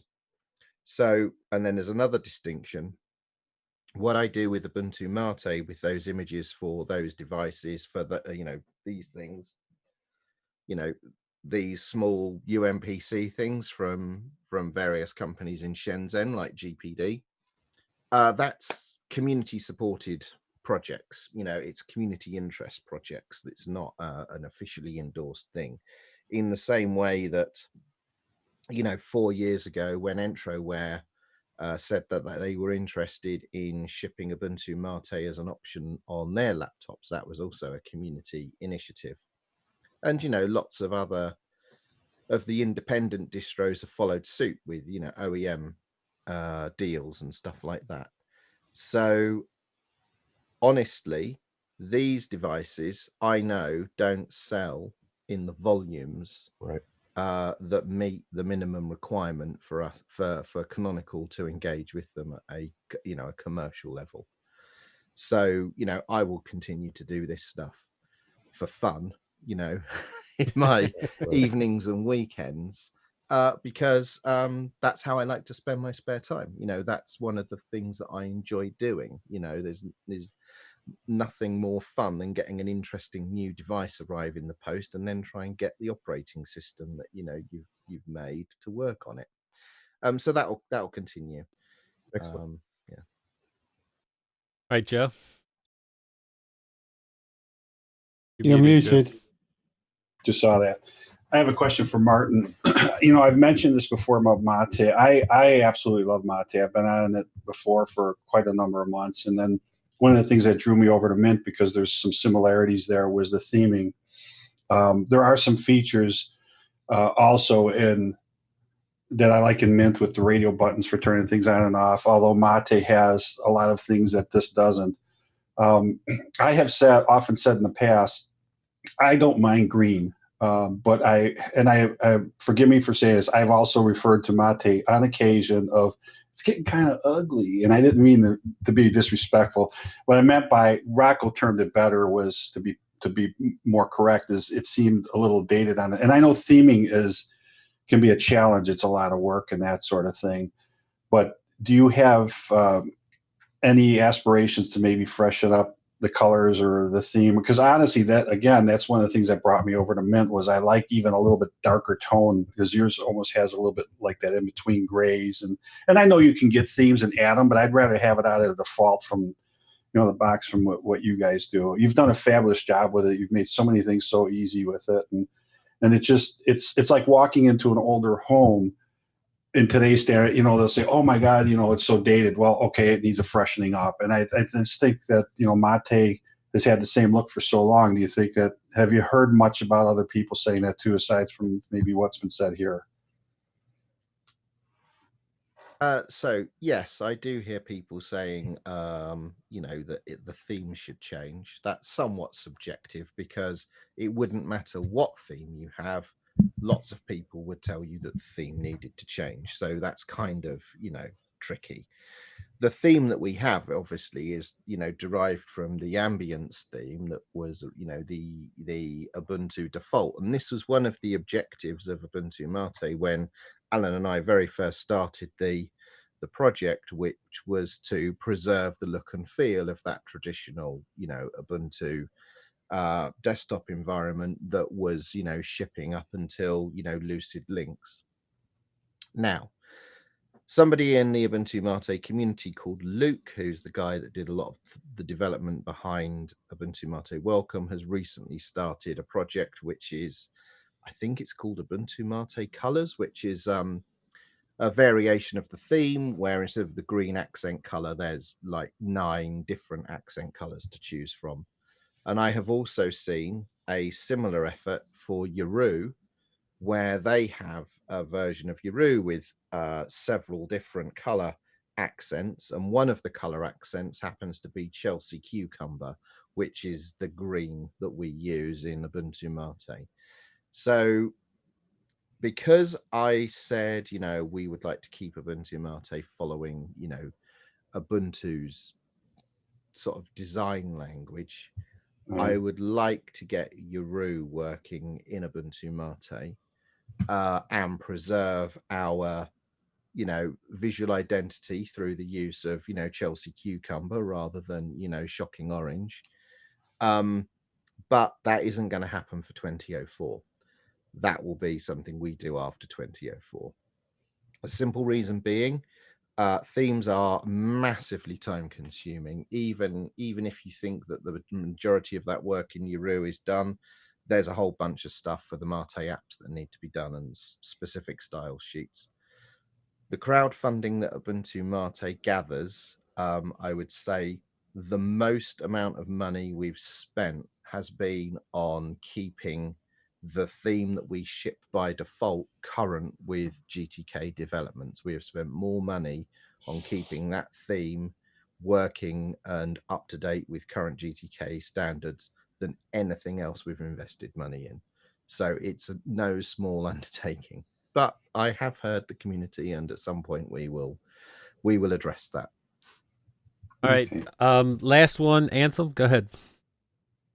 Yeah, on the feature thing, and I listened to Alan on the Ubuntu podcast. I really would like to see that, the Windows Insider type bug reporting you were talking about on the podcast.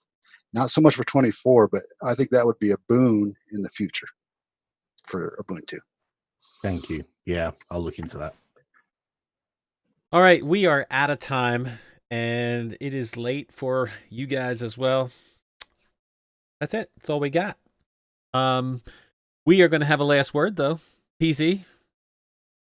I'd just like to thank Alan and Martin for coming on.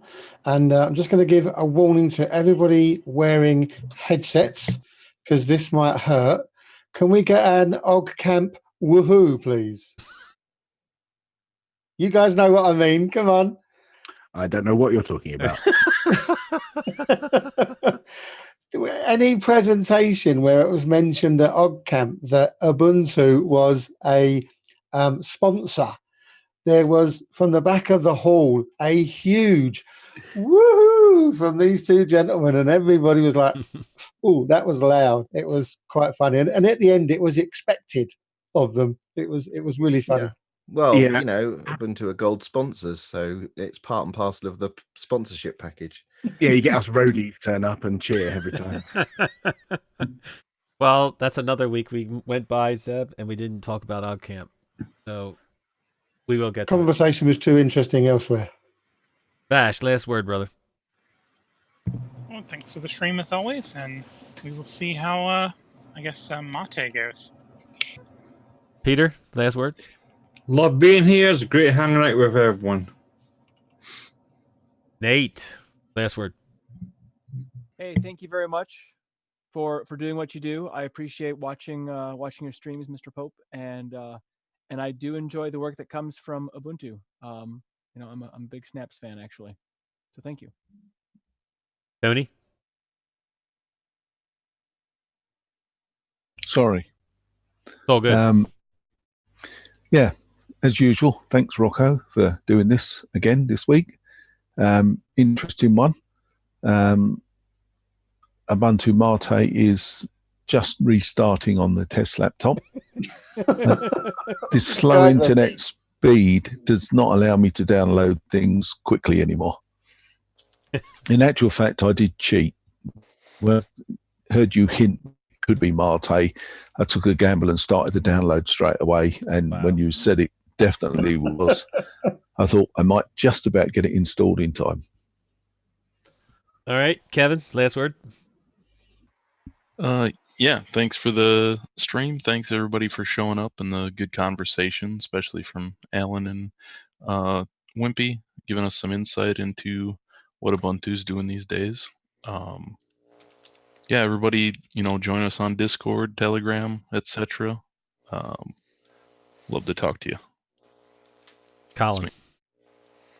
I'm looking forward to spending some time with my mate this week. Well, actually, sorry, that's Mate, isn't it? So looking forward to that. And I'd like to thank Martin and Alan for being here. It's great to see these the guys behind Canonical be here and listen to our feedback. I think that's important that they are. And thanks, Rocco, Zeb, and Eric for putting this on. It's great. Popey. Hello, I'm Alan, and thank you for having me. So on the subject of feedback, I love hearing constructive, useful feedback. And so if people have problems, there are places you can go. There's Ask Ubuntu if you have technical support. There's Launchpad, which is our main bug tracker. I made a video on my YouTube channel. It's very long. I'm going to make some shorter versions of it that show you how you can file bugs if you encounter them. But in the meantime, feel free to ping me on Telegram, and I'll try and point you in the right direction if you have problems with 1910. Derek, last word. Well, I'm looking forward to next week playing around with Ubuntu Mate, comparing it to what I tried over on Manjaro. So it'll be interesting to see the differences.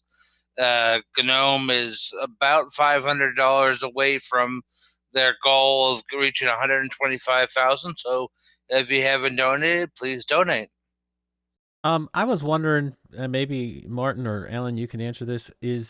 Are the PayPal donations that they're receiving being considered in that goal for the donation? I don't know. It's you'd have to ask someone on the GNOME board about that. I don't know. Don't know. Sorry. All right, Dan, last word. Me? Dan Kelly, last word, brother. Okay. Bronco, thanks for bringing us all back together here again. And Alan, Wimpy, I'm really glad to see you and share my experience with Ubuntu with you. I really like it. I'm going to keep it around for a while. Mate, already been playing with it. Here it is. Ready to go. All right, Dave, last word. Thank you, Rocco, Zeb, and Eric, for herding all of us cats. Thank you, Martin, Alan, and everybody at Ubuntu for an absolutely amazing distro. And thank you all for letting me get my fix this week. I really needed it. Bill, last word. Rocco, Zeb, and Eric, thank you for all you do. Wimpy and Popey, thank you for staying up late and giving us this information. And the only other thing is to all the Canonical folks and everybody that's on the GNOME team and the Ubuntu proper team, thank you so very much for all the work, all the hours. I see just a little tiny bit of it, and I know that there's so much more, and there's so many hours spent on getting this stuff out to people. So thank you. Wimpy. Right, I will be passing along your thanks to the desktop team on Monday. Thank you for creating a platform where we can come along and for a couple of hours hear firsthand your thoughts and feedback about the Ubuntu desktop. This is invaluable for us. I've made plenty of notes. I saw Alan writing as well. So we'll definitely be looking at that and seeing where your feedback can fit into the stuff that we're working on for 2004. So thank you all for your considered feedback. It's much, much appreciated. Ricky? I just want to say one thing. Thank you, Rocco, for allowing me to come on here. I had a great time. Alan, Martin, thank you both. You two are solely responsible for bringing me to Linux. Thank you both so much. Very nice. Eric, last word, brother. Well, I just want to say thank you, Rocco, for putting this together. As always, my favorite 2 hours of the week, getting on here and being able to talk to everybody. It's truly a pleasure to get to interact with all of you. I want to say thank you to Will Cook for his 5-year tenure and doing some amazing things on the desktop, and congratulations to Martin for taking the mantle. Thank you to Canonical for 15 years of making my Linux life pleasurable and productive. And I can't tell you the amount of value that I personally have gotten out of that 15 years, but it is an unbelievable thing and has certainly made me love Linux and open source in a way that is probably irrational and completely abnormal, but it's truly just thinking back of all of that time and all of the things that I've learned and what it's done for me personally. I mean, it's astounding. And so, yeah, thank you for that. Paul, last word, brother. Yeah, thanks for having me on. Great show, and don't forget to set your clocks back tonight. I love it. As a vitamin. Brilliant. Brilliant. Cheese, last word, brother. Thank you guys for being nice on my first time here on Biddles. I appreciate that. You didn't eat me alive, so that's great. Obviously, thank you for creating a forum where we can all have these conversations openly. I really do appreciate the fact that you can get Popey and Wimpy in here and kind of to what Wimpy was saying about giving them an opportunity. I think is great that they can hear feedback firsthand. So I'm glad to be here, and I'm glad that there's a strong showing here that the Linux community is alive and well. Joe, last word. Thank you again, as always, Rocco, Zeb. I mean, it's wonderful, and to Alan and Wimpy and all the developers out there, it really is. It's an honor to be able to sit amongst people like this because I was thinking as everybody was talking. You mentioned, Alan, about technical support, things like that. You couldn't do that with Microsoft unless you had your credit card out in front of you first. So that's why it's important to. I know we wish you could support every single one of them, and you can't always do that. So from time to time, if you can throw a few bucks their way or whatever, I mean, to me, that's the best way to give back. Hopefully, this feedback is just valuable. if you really want me to. But the point is you guys, you make yourselves available for us. You indulge us in our questions and concerns, even if it isn't always the best choice of words. And I am sorry about that, Martin. I didn't mean to say ugly, because I got corrected on that. But I didn't mean that disrespectfully. You know what I meant. I think so. No, it's fine. I know you think it's ugly. It's fine. It's fine. Yeah, but you guys are all fabulous. Mate is still, I'm an Ubuntu flavor person anyway, and Mate has always been one of my favorites. And I one of my first distros was Ubuntu, period. So I mean, it's been a wonderful journey, and I hope to stay here a long time and try to get as many people as I can to see the light. So, but thank you again, JJ. First time I ever heard about Ubuntu was on a little show called Techzilla, hosted by Patrick Norton, and during this era, I think it was Veronica Belmont who was co-hosting, and it was like a while back. To have the opportunity, I would have never thought I would actually be able to talk to some of the people behind some of these major operating system alternatives on an actual live stream in high-speed internet of what we have today. So Ubuntu has been my OG ever since the first time I tried it out. Really hope for good things to happen ever since and to go forward since Wimpy attained his new position and his promotion.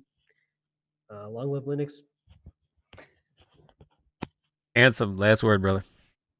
Awesome show as usual, and Ubuntu for the win. Nice. Eris, last word. Thank you very much for providing us with this forum. Everybody involved in producing it. Also, having used Breezy Badger, I remember when I installed that on my computer for the first time, and it wouldn't boot. But ever since then, ever since David Drake, I've been on Ubuntu, and I'm very grateful for all this time. I've used several of the different flavors, but I always come back to Ubuntu. So thank you to Martin, and thank you to Ellen and everybody at Conical for their hard work.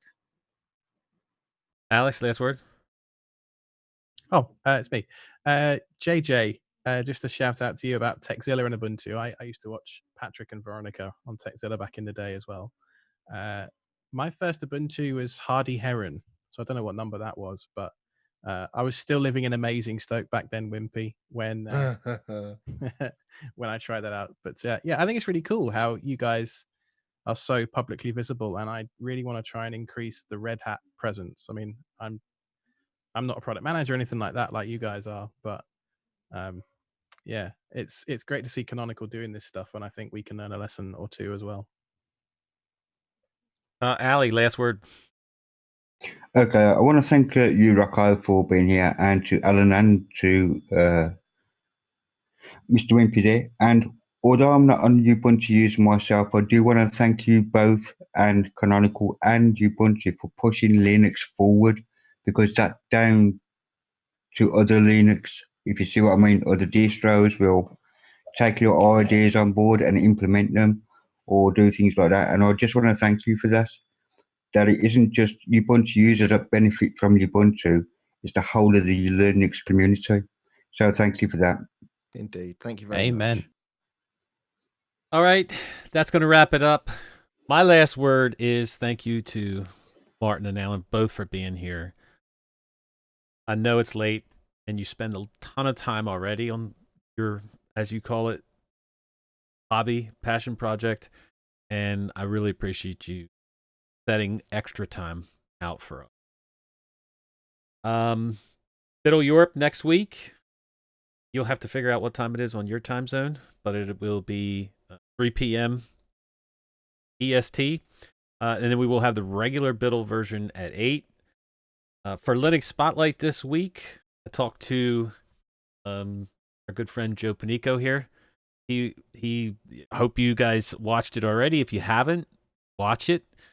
Next week, on Wednesday at 6 a.m., I'll be releasing Bernard Landauer's episode, who is one of the leads for Manjaro. That will be an exciting show, so you should check that out. And I think that's all I got.